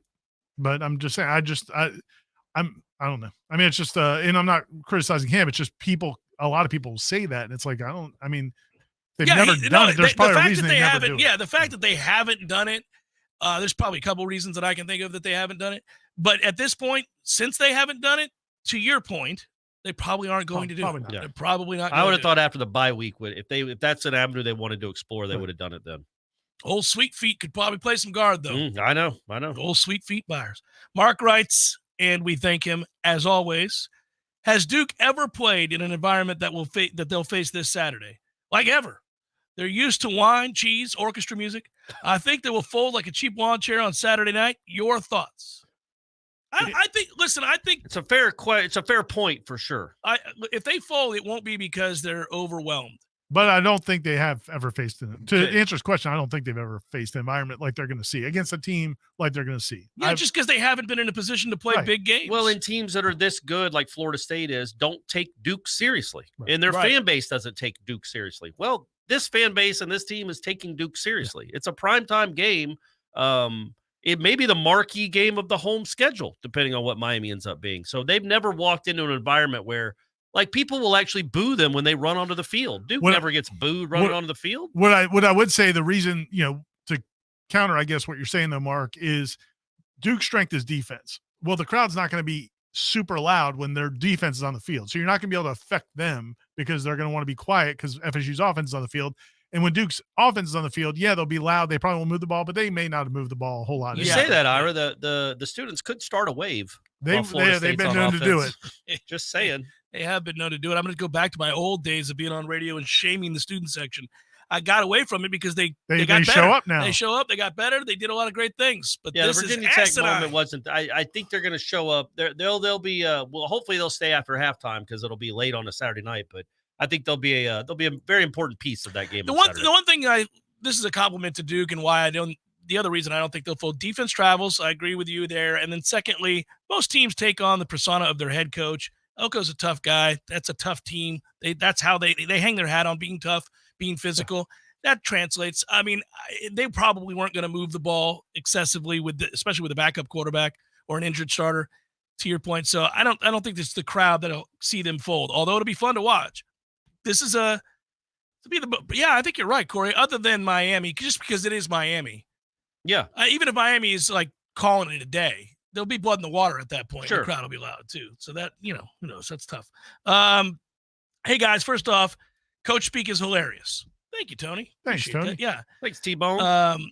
He says he can't tell which is better, this show or that. Oh, goodness gracious. How about that, huh? Yeah. You won't hurt our feelings either way. Yeah. My question the check's is clear, don't they? Are the checks clear either way, don't they? My question is, since we're a second half team, or we get better as the year goes on, do you believe even if we don't have a complete game that we can still beat all the remaining teams on our schedule? Go Noles, eat more sausage. Yes. If they don't play an A+ game the rest of the regular season, they can still be 12-0. I think they could play a B+, B- game the rest of the season. And if they play an A game in all these games, they'll win all these games by a lot. Yeah. So, but you'd have to play like a C game, I think, in some of these. Yeah, I think the first time that you're going to have to play an A game is North Carolina in the ACC championship game, if that's the matchup. Yeah. I think you will there because I think they're legitimately good. That'll be if that happens, again, I'm saying if, I'm not saying it's going to, that'd be an interesting crowd. Oh, yeah. You know what I mean? Like, North Carolina would have an advantage, but probably not a huge one. I would hope. I think Florida State fans will travel. They will right? travel for that one because it's such a big game and it's been so long since they've been there. Wesley writes, fellas, this is the greatest show in the history of shows. I didn't read the prompt. Did somebody prompt? What's going on here? All I say these are 2 Facebook questions, and the first 2 I say questions, comments, and compliments. That's all we want. And then he goes on to say, kind of like the greatest sausage in the history of sausages is register sausage. There we go. Anyone else see the FSU student who's been bringing his lucky goldfish to every game? If we keep winning, we must protect that fish at all costs. I do see that. He's starting I saw to him get on the pointed video out. board. Yeah. He had I didn't know it was somebody. I didn't know he was famous for it, but I just saw a kid in the student section holding a goldfish. I'm like, well, that's random. There's a thread on our message board about it also. But goldfish have a lifespan of like 6 weeks. So he can just die on his own. And then if he does, what do you do? I mean, the pressure on that guy to have a new replacement. Nobody will know goldfish. that the goldfish died. You just replace him, and you'll be like, "This is the same goldfish." Or who cares? What do you just keep the dead goldfish in the water and hold that? Where do you up? put it during the week? It stinks. The goldfish stink? Oh, I think if you leave a dead anything floating in water, it stinks. Yes. Well, weigh him down into the water so the smell doesn't come Now up. And then it'll become like a torch him. He's dead. Win it for Freddie. Yeah, and then you just hold the water. Everybody rallies for the dead goldfish. How's he getting the goldfish into the game? How is he doing that? How's he get through security with that? Security with that bag? Question. Do they? Well, I mean, it's a clear bag. It's a clear bag policy. I don't think you can bring animals into the game. Clearly, you can. And that's not really an animal. It's a clear bag, and he's got a goldfish in there. Say something. That's probably what he says to him. Say something. What rule am I violating? Now, if it's a bag of vodka, they might stop him. But it's a bag of water with a fish. Yeah, I don't know. Well, they can't stop him now. Now they can't. It's not a good precedent, but now they can't. Soon somebody's going to bring in a pet monkey. Yeah. And you're going to have all kinds of issues. And I'll tell you another thing, guys. If the kid shows up at the game and he doesn't have the fish and they're down in like the second quarter, he needs to go get it. He might be in danger. He can go run to his house. Run over there. Yeah. I was going to say something real quick, though. I don't know. I missed the memo where all of a sudden people can just start bringing dogs into restaurants. Corey's going after. I actually talked about this. When did this happen? Well, this is a different time. I don't know. I don't know on any of our shows. Did I say anything about? Did I mention last week anything about sign language? Yeah, you have. Oh, I did. Yeah, okay, yeah. I'm sorry. Corey, any other causes you want to go against? Yeah, I went on a rant, but not about dogs. Somebody tried to bring a pet alligator into a game. Oh my gosh, that's a true story. 2 weeks ago, somebody tried to bring in a pet alligator. Like a service alligator? Service alligator, Okay. and they were turned away. It was at the Phillies game. They tried to do it at the Phillies game. They're like, man, get the hell up out of here. You're not bringing an alligator in. I was Sue like, us. I like the Sue us, fact but you're not leaving. You're not coming in. You're not coming here. Sue us if you need to. Get out of here. So you're going after service dogs or just any dog? I feel like service dogs. Absolutely. Okay, all No, right. I'm not talking because about that. last week you went after the sign language. Correct. Well, you hate blind people. That became We're apparent. get your whole No, platform it's here. just people just feel like they can roll in with dogs, and like no, some people say You got no. Some people say in yes. wheelchairs. You hate them too? No. I mean, Good hey, Lord, my we man. got to stop this narrative right now. I've Corey, seen more Where dogs. did this narrative come from? I've Let's seen go to more break. dogs in restaurants in the last 6 months to a year than I had seen in my whole lifetime. Why don't you like dogs? They smell, they slobber. Oh, stop it. Seminole Headlines, 93.3 Real Talk Radio, Warchant TV continues in a moment.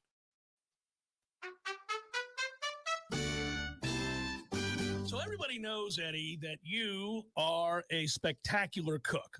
Of course they know that. If they go into Bumpa's, the food is always good. I mean, everything on the menu. Mm-hmm.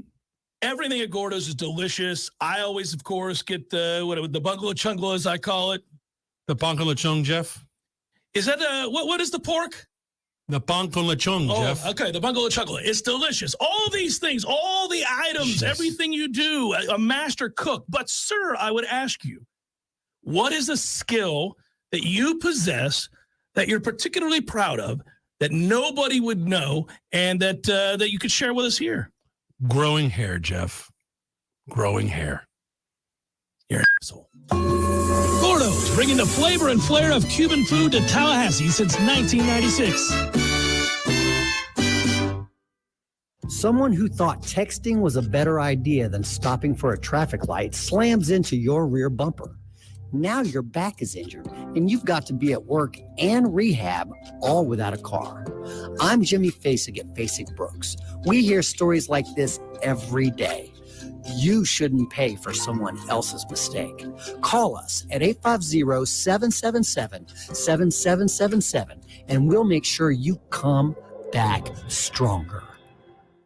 I'm Franklin, and I've been a Paul's Termite technician for well over 10 years. Working for a great company like Paul's Termite and Pest Control is a blessing for my family and myself. I get tremendous satisfaction knowing that the work I do helps protect most people's biggest investment, their homes, the place where they raise their families and build lifelong relationships. Paul's is a company that stands behind their commitments to customers and employees, and that makes me proud to represent them.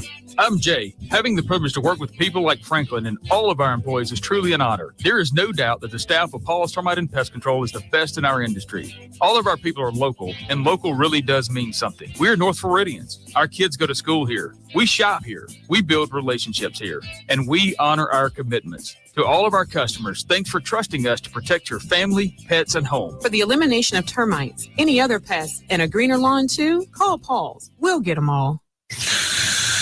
Honey, I just got a text from Dave. He wants us to come over for a barbecue. What's our excuse for not going? Oh, no need for an excuse anymore because Dave got a new girl from Hearth and Patio. Oh, thank goodness. Dave, we will be happy to join y'all this weekend, and congrats on the new grill from Hearth and Patio. My wife said she would bring potato salad.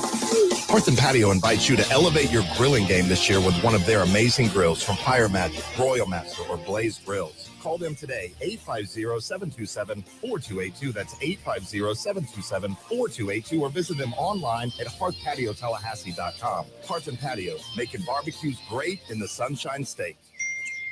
Honey, Dave said no raisins in the potato salad this time. Call them today, 850-727-4282. That's 850-727-4282, or visit them online at hearthpatiotallahassee.com. Life is stressful. Dinner shouldn't be. That motto is why Register Sausage has been doing business in the Florida Panhandle and Lower Alabama for over 75 years. A proud sponsor of Seminole Headlines, Register Sausage always provides the best Southern smoked sausage to over 140 grocery stores and restaurants throughout the Southeast. Headliners have discovered the Register's difference. You can too. To find a store that carries Registers near you or to buy directly, head to registermeats.com. That's registermeats.com. Register Sausage. Yay, sausage! Seminole Headlines returns now. Head to YouTube and search for Warchant TV today to catch the show live or on demand. Now, here's Jeff Cameron, Ira Schofel, and Corey Clark. Michael writes, is it possible the worst thing that happened to us fans this year was that second half against LSU? We saw perfection, and now we weekly compare it to that. Could be. I don't know. I think the worst thing would be like a loss or something. And I know that hasn't happened yet. Well, his point is that is that what's colored everybody's kind of leaving games feeling? But is it though? Like who's disenchanted? Yeah, nobody's that disenchanted. People can be frustrated by certain aspects because you are going to be frustrated by certain aspects. But nobody is like frustrated with the team or nobody's mad at Mike with the Norvell. season, Nobody's I think everybody agrees it's a good year so far. Yeah, really good year. I mean, we've won 12 straight games. It's great. It's been like a calendar year, right? Over. Yeah, no, I always preface, I feel the need to preface, I guess people are sensitive. Like, if you make a criticism of a team, it's not that you are ignoring all the other good things that are out there. You're just pointing out this thing that didn't go as well. And, it's social media. So people aren't going on there and typing out their opinions of how great we are. That's typically. That doesn't happen a lot. Yeah. So that's what that is. R.A. Andrews writes something similar along those lines. We FSU fans have really increased expectations, criticizing our wins versus our rivals overhyping their wins. If the Boston College and LSU games were reversed, meaning the scores, it would look like gradual improvement versus the constant fear of another BC collapse. Your thought? It's fair to a degree, but the BC game would have been ugly no matter when it had happened because nobody thought BC was good. So I don't. Nobody said if the scores were reversed. Like if they had beaten LSU by 2, but then beat Boston College by 20. I gotcha. I misunderstood. I don't know. I mean, I think the other thing is, and not to dismiss I think it's a fair question, but like the Virginia Tech game is a perfect example. And Corey and Aslan were talking about this on Wake Up Warchant that, the Virginia Tech game wasn't appreciated probably as much as it should have been. Like they beat Pitt pretty handily the week before. Then they just dusted Wake. I mean, they destroyed Wake. And you kind of didn't play your best game, and you beat them by 20 points. I think Wake's only touchdown was a kick return, and Wake had less. Bodes well for when we burn down the hill. I know, right? Ooh, buddy. I that's the only game I care about on the schedule. That's the only game left I care about is Wake. I think I'm bringing gasoline. I'm bringing pictures of you and I standing on that field doing the rap in the rain. I'm going to bring that picture. I'm going to print them out. Oh, okay. I may make a shirt of it. Because was that 19? So that was 4 years ago. Yeah, man. Absolutely. Logan writes, Florida State has had some great receivers through the years. Rashad Green, Kelvin Benjamin, Crefonzo Thorpe, Anquan Bolden, etc. Crefonzo in there. I like that. Crefonzo was a stud. No, I know he was, yeah. Throw in a Snoop Minnis if you want. You keep going Politnikov, Sellers, Ouija Thompson. But from a pure talent standpoint, is Keon Coleman the best wide receiver the Noles have had since Peter Warwick? So Ira and I were talking about this.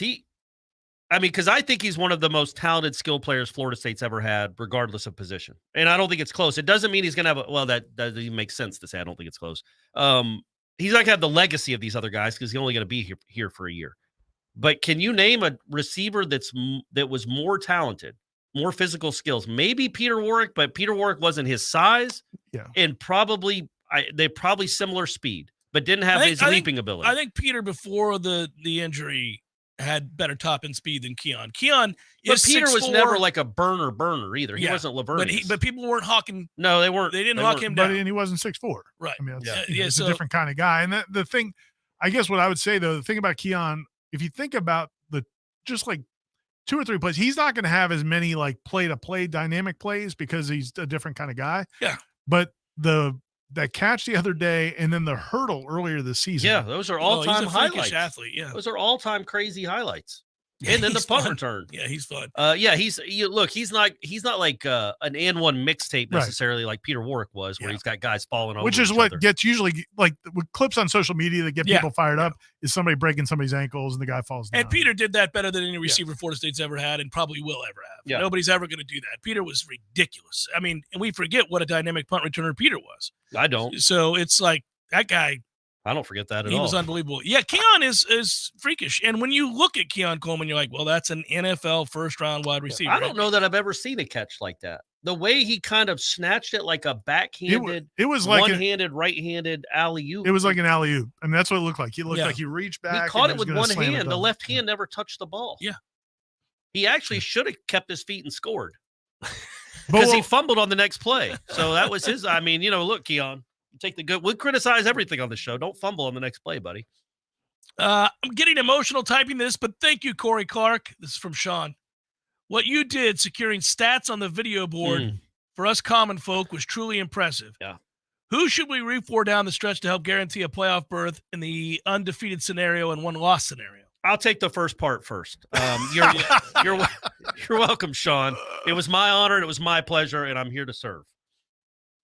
The second part, I don't know. Who are you know. rooting for in the playoff? Man, it's too convoluted right now to even know, right? Like, I guess you want everybody to have 2 losses, but that's not going to happen, right? Like, you want Alabama to have another loss. Which I think might happen, man. I think I wouldn't be surprised if LSU beat them. We'll see. You want can Oregon lose again? I'm sure they can. That's a tough schedule. Washington could. They've got some tough games coming up. But there's going to be at least one team out of the Big Ten, without a doubt. And there'd probably be the winner of the Ohio State-Michigan game. There could be 2. Or the winner of this game Saturday. Penn State's got a real chance. Yeah, but it's hard to trust James Franklin to win a game that matters. He has yet to do it at Penn State. That dude's record against Ohio State is, I think, 1-8. This is the one. His record against top 20 teams and top 10 teams is atrocious. He has done the thing where you beat everybody you're supposed to beat and never beat anybody who's any good. But all the time. But his numbers are really bad. But the premise of this question, again, I think goes back to, I think what we've been coming to the conclusion of as the season's gone on is there's nobody that you're like, oh, I don't want to play them. But I think, correct. I know Florida State would not be, again, shaking in their boots about any team left in the country. But if you're talking about trying to get in the playoff, can Florida State survive losing a game? I don't think so. I don't think so either. It's possible. And it's possible, but only I think if Carolina, I don't want to put it in the committee's hands. But if Carolina shows up in Charlotte undefeated and number 6 in the country, you beat them maybe convincingly, then maybe you could survive a loss at Florida, I guess. But I don't know that you can. It's possible. It's possible. The LSU win has carried a lot more clout than I think I gave it credit for. Well, but let's see. We're only halfway through the season. LSU loses 2 more games, and they can lose to anyone with that defense, so they could be. But the fact that it was like everybody saw it and they saw what LSU had, there was so much hype about LSU, and Brian Kelly's got a reputation. I just feel like that game is going to carry. It's going to carry. You want Oklahoma to beat Texas again, I guess. Yeah, I mean, I will always root for Oklahoma to continue. Well, that's true. I forgot. no matter what it is, but yeah. God, Oklahoma does have a pretty easy path right now. I mean, the Kansas game would have been somewhat difficult, except for their quarterback's been out. And they probably will go undefeated in the regular season. I think if Florida State goes undefeated, they're in without any question. So just go ahead and keep winning your games. Your favorite every game you play from here on out. In double digits, probably in all of them, but the Florida game. And then whoever they play in Charlotte. I mean, I think they'll be a double-digit favorite every game they play. Let's see what Miami is. If Miami loses in a close nip-and-tuck game to Clemson and plays hard, I don't know that they would come in here as 10 or 11-point underdogs. I mean, there's a chance Van Dyke might. I mean, I don't know. He's hurt. For sure he's going to play. Yeah. Is he hurt? They play Clemson without him. Did he get hurt? Yeah. Oh, I didn't know He that. got hit a bunch, man. Well, he did get hit a bunch. He's also not playing all I mean, they haven't. Mario's not acknowledging he's hurt, right. But the reporters down there are saying they saw him walking with his leg up. There were a couple of plays. I haven't watched Miami a lot this year. I've watched one play a lot of times, but just the one play over and over again. Was Miami. it a run? It was actually two. I take that back. Run? 2 plays. The run that they happened to fumble and then a touchdown there right after that. But they have some dudes. Their guy that returns kicks. I don't know what his name is. He looks like the fastest player I've ever seen on a football field. It is unbelievable. Miami, the Trepo kid is great, and they have other receivers that can go make plays. He needs to spread it out a little bit more, but he throws to him no matter. On third down, it's going to 7. Yeah, they actually have a lot of young talent. It's problematic. Who's that kick returner? He's got, and they've got 3 guys on defense that are problematic. Because I want to see what his year is. This is always the race with Mario Cristobal. How quickly can he stockpile elite talent where he can't screw it up in the game? Because he'll screw it up in the game. Or do they quit? Do they quit, and does it crater before he has a chance to reap the benefits? And do the guys now transfer because they're losing games, to Georgia Tech, despite being talented? So I'm watching that really closely, because if you do watch Miami, you go, he's really good. That kid, and a lot of their talent is all young. So you get a little worried about it. Now, luckily, he's a bad in-game coach. Yeah. And he could lose the locker room. They did play hard against North Carolina in that first half. I thought they might not show up given the circumstances fresh off the Georgia Tech game. And Brashard Smith is who I was thinking of. He's he had 3 for 90 in against North Carolina catching the ball too. Just throwing that out I there. think Sorry, it'll be interesting to see how it plays out because obviously, like a lot of colleges, NIL is a big part of how Miami's getting players that they're getting. But once you're there and you've done something, other schools can come after you with NIL opportunities as well. So, we'll see. We'll see. To your point, can he keep it together to where they are so talented it doesn't matter they've done on game days? Well, hopefully they get housed by Clemson and we're just not having the conversation. Stevens writes, you can call me Vance because I'm greedy, ... But are we going to beat Duke by 30?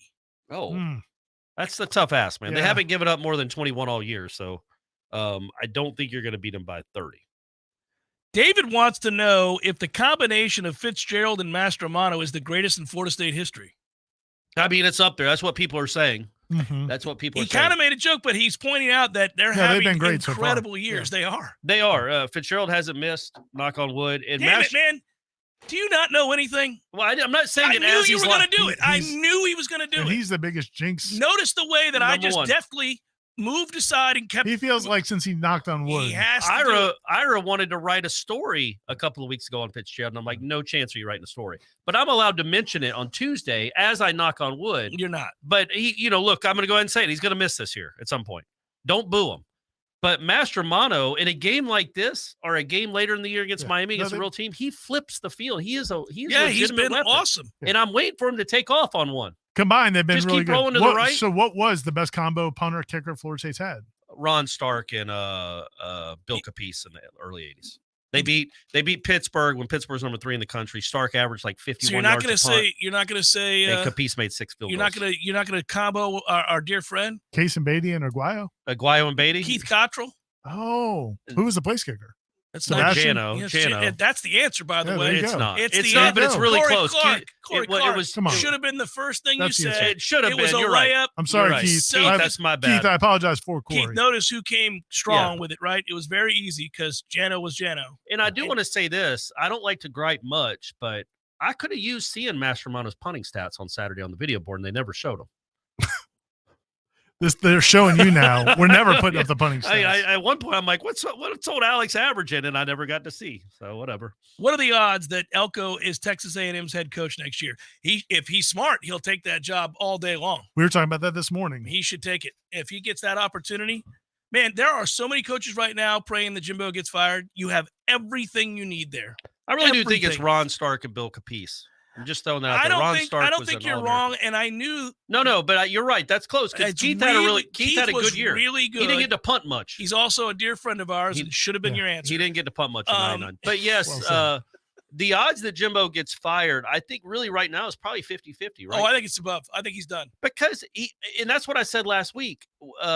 It's like because somebody asked us rank these 5 coaches in order of who gets fired first. And I think I put Jimbo first and you didn't. And I said, well, yeah, but wait till they score 13 again against Tennessee, which is what they always do. Yeah. My man's place kicker this year. Do you know how many attempts he has this year? This is the stat of the week. How many attempts? Number one, Fitzgerald, I think, has 6. So they played 6 games. How many field goals do you think he's attempted?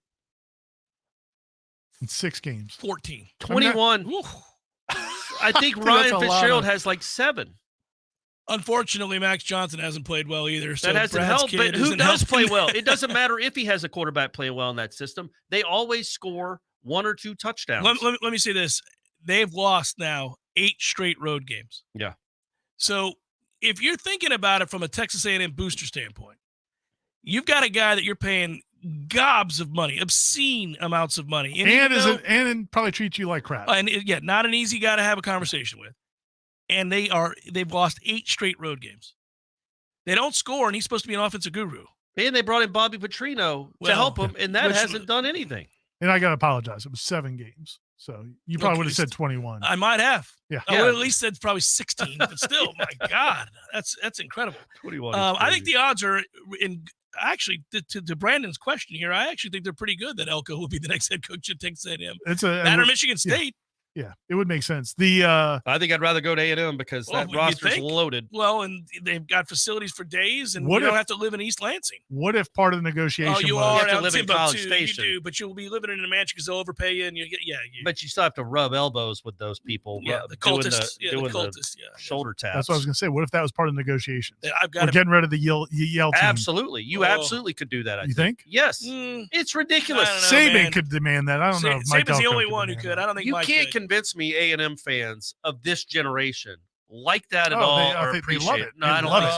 so. They It's eat it unique up. to them, Corey. I don't They think love. so. They can't wait. It's their tradition. Yeah. That's what makes them different, That Corey. yell leader stuff is so And the cringy. dog, would you let them have their dog? Revelry? No. I'd make that dog hit the road too, just like Well, if they're I was not running a hiring you restaurant. at this point already. You're done with Yeah. the boot kicking and the ass slap. What I got to pose? Rid I of got the to pose dog. with this dog? Yeah. Is this my service dog? What breed No. of dog do you hate the most, Corey? Seminole Headlines, 93.3 Real Talk Radio, Warchant TV continues in a moment. Your local news now. A manhunt is underway after a state inmate escaped his work site Monday in Apalachicola. Robert Rutherford is now considered armed and dangerous. The office believes he broke into a shed and stole a machete. FCSO said Rutherford walked off his work crew site at the 10-foot hole just before 2 p.m. The 10-foot hole is just off the Big Bend Scenic Byway Coastal Trail in Battery Park. The sheriff's office asked residents to lock their doors and vehicles while authorities searched. Rutherford was wearing a solid blue two-piece inmate uniform when he escaped and is believed to be traveling on foot. The 37-year-old white man has many tattoos, including on his neck, head, and face. The sheriff warned residents to be cautious, calling the inmate a habitual offender. The sheriff asked anyone with information on his whereabouts to report it to officials by calling 911 or the non-emergency line at 850-670-8500. This is Rachel Lene with Real Talk 93.3 Local News Update, brought to you by Macklemore Systems, Tallahassee's go-to Mac store. Check them out online at MaclemoreSystems.com. This is meteorologist Paul Trombley with your Real Talk 93.3 weather update. Bright sunshine expected this afternoon with daytime highs approaching 69. Winds out of the north, 5 to 10 miles per hour. Clear skies and quiet again tonight. Lows dip down to about 49. High temperatures reach up to 74 tomorrow. Sunny skies and calm. Upper 70s Thursday and Friday with a chance for scattered thunderstorms Friday. This report is brought to you by the Lawn Johns. For all your landscaping and lawn care needs, visit thelawnjohns.com. Right now, 68. Orthopedic pain and injury deserves effective treatment options now, so you feel better fast. Whether you have joint pain that won't subside or an urgent orthopedic injury, we are the specialists to get you back on your feet. And there's only one thing better than fast care: expert care. We believe you deserve both. TOC, only experts. Learn more at teamtoc.com. There's fun to be had every night at the Corner Pocket. Take home prizes on Trivia Tuesdays and Beer Bingo Thursdays. And kickstart your weekend with Martini Fridays. Plus happy hour runs every weekday and game day specials every time the Noles take the field. Watch all the best games at the Corner Pocket's Vegas wall, featuring 560 inches of flat screen TV heaven. Oh, really? The best food, the best drinks, and the best place to watch all the games. Tallahassee loves the Corner Pocket. Life is stressful. Dinner shouldn't be. That motto is why Register Sausage has been doing business in the Florida Panhandle and Lower Alabama for over 75 years. A proud sponsor of Seminole Headlines, Register Sausage always provides the best Southern smoked sausage to over 140 grocery stores and restaurants throughout the Southeast. Headliners have discovered the Register's difference. You can too. To find a store that carries Registers near you or to buy directly, head to registermeats.com. That's registermeats.com. Register Sausage. Yay, sausage! Seminole Headlines returns now. Head to YouTube and search for Warchant TV today to catch the show live or on demand. Now, here's Jeff Cameron, Ira Schofel, and Corey Clark. It's crazy, writes Trailer, to think this year's seniors saw 3 and 6, and this year's freshmen only know sellouts and victories. Anyway, after strip sack that verse recovered, it looked like Norvell and Travis wanted specific people to score. What say you? Oh, I don't know if that was the case, but it was a succession of poor play calls. On the Morlock one, did it get deflected? I couldn't tell. I never saw like a close up to tell whether or not it was just a drop. I don't think it was the right read to make, but it's a perfect throw.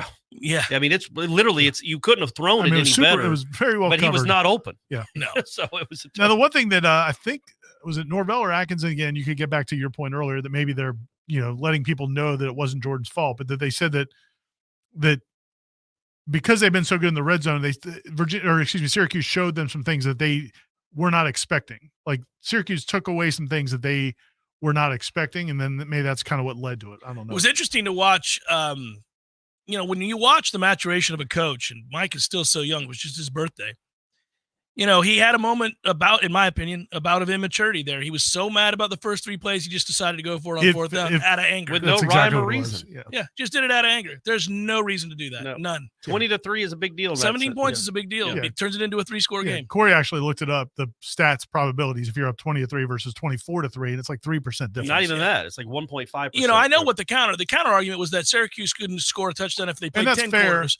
But that you still coach the game. He did that purely out of frustration, and that's immature. Yeah, he was mad that they didn't move the ball. I don't think he would ever do it against a team with a pulse on offense. That's why I don't think that's the great message to send. Just coach how you're supposed to coach. It's that's 4th fair. and 4. He basically admitted it. Yeah, he basically admitted it afterwards. But he knows that was ridiculous. That was the only 4th down. I didn't mind them. Obviously, I didn't mind them going for on 4th and 1 when they did play call, whatever. Sometimes the Wildcat works, sometimes it doesn't. I didn't love the play. I mean, they've been really good with Jordan sneaking. Yes, and I also think Jordan wanted to sneak. Yeah, and was mad they didn't. Yeah, it was poor. But again, you live and learn. Don't do that against a really good team in a 1-score game. Right. I don't think he would. So there you have that. Ryan, this is probably my fault because I compared the two. He writes, is Jordan Travis the MJ Walker of the football team? Every hit looks like a catastrophic injury. He magically finishes every game. Call an ambulance, but not for me meme. It does seem like every time he gets hit, that shoulder's about to fall off. I don't know. I don't even think it was his shoulder this time. It was he did his hand. The way he moves his arm when that happens makes it look like it's the shoulder. I said something similar to that, but what I said was if he's playing through major injury, then bravo. But every time he falls to the ground, there's sort of this desperate. That's what they used to say about Jim Brown, right? It would take him forever to get up. But Jim wasn't feigning, wasn't holding his arm. Right, but he would be real he didn't want you to know. Right. He is playing through it, which is good. But I do, I get it where you're watching all these other quarterbacks around the country run 16 times a game or 21 times a game. They just hop. My man Castellanos, he's running 30 times a game and he hops right back up. And then Jordan doesn't. But Jordan is a better quarterback than all those guys. And the one thing I've tried to do in my life, one of my kind of rules I live by. Is that I don't question the toughness of football players. So there it is. I've decided that. What about of podcasters and sports writers? Yes, I will question them forever. Okay, all right, fair. Do you question? I mean, I questioned MJ. Anybody Walker. getting hit? Can I question a basketball player for sure? Okay, but anybody getting hit by anybody, like the tackle that would hurt his hand the other day was a defensive lineman landed on him. Yeah. I'm not going to be like, oh, I don't know what's wrong. No, with you, I Jordan. don't. And I think Jordan Travis is extremely tough. I think it's more out of it's just coincidence and happenstance, but it does seem like he gets hobbled more than other I can't even more say than it. the other quarterbacks more that than get other hit. mobile quarterbacks that get hit a lot. But remember 2 or 3 years ago, it was hard to keep him. Yeah, he's played. He plays so every he's game. played Right. in what has it been now? 19 I straight was games. just about to say this guy Sorry, again. guys. So he's done it, man. He's proven his toughness for sure. We answered a little bit of this earlier in the show, but Mike and a couple of other people, I'll combine your questions. They wanted to know if Rodney Hill was hurt. He wasn't available. Norvell doesn't talk about injuries, so I would assume so. But yeah, he did not. But he could did have say been that he's sick, back this but week. he Was is he back even this dressed week. out? I didn't even notice that he was. Yeah, I dressed didn't out notice either. Yeah. I did notice CJ Campbell getting a run that Rodney Hill didn't. Brian wants to know, would you rather play North Carolina or a rematch with Clemson? I think I'd rather play North Carolina. We've seen we are not going to be able to run the ball against Clemson at all. Yeah, but you've seen you could beat Clemson. Yeah. And Clemson's offense doesn't scare you. North Carolina could scare you. North Carolina can scare you. I actually would rather play and win a shootout against North Carolina because I think it would be a shootout. I don't think you're moving the ball against Clemson. I think you're crazy. I don't think you're moving the ball against They're not going Clemson. to want to be there. They're going to quit. They'll be 9-3 at that point. Yeah. I think they'd be really happy to have a rematch. Yeah, you're probably right. Did you guys think back in 2018 that we'd be in the playoff picture before Texas A&M and all those facilities? It is crazy, man. It is. I mean, it really is remarkable the where this program is and where the guy that left's program Especially the way so many people in the media, which I think we pushed back on at the time, used that as an opportunity to let him and his spokespeople off the record just completely crap on Florida State. Yeah. Also, interestingly enough, I was just thinking about this weekend and I don't dislike Mark Stoops, but as Kentucky lost to Missouri and Missouri's got those huge NIL deals for their football players. On the heels of that, yes, when Mark was being talked to for Florida State, that broke down early because Mark Stoops was like, for me to even consider this job, I need this, like all these long line of demands. And all Mike Norvell did was come in and turn it into a number 4 team in the country. So, and I think it's interesting with Jimbo, we go back to it. The people here, the people who covered this program, the people who were immersed and educated and knew the deal, we first guessed before he ever coached a single game at Texas A&M that the first thing he would do is recruit really well. And he'd have a lot of means to do so. Those facilities are beautiful, and that place desperately wants to win. So they're going to give him everything he needs.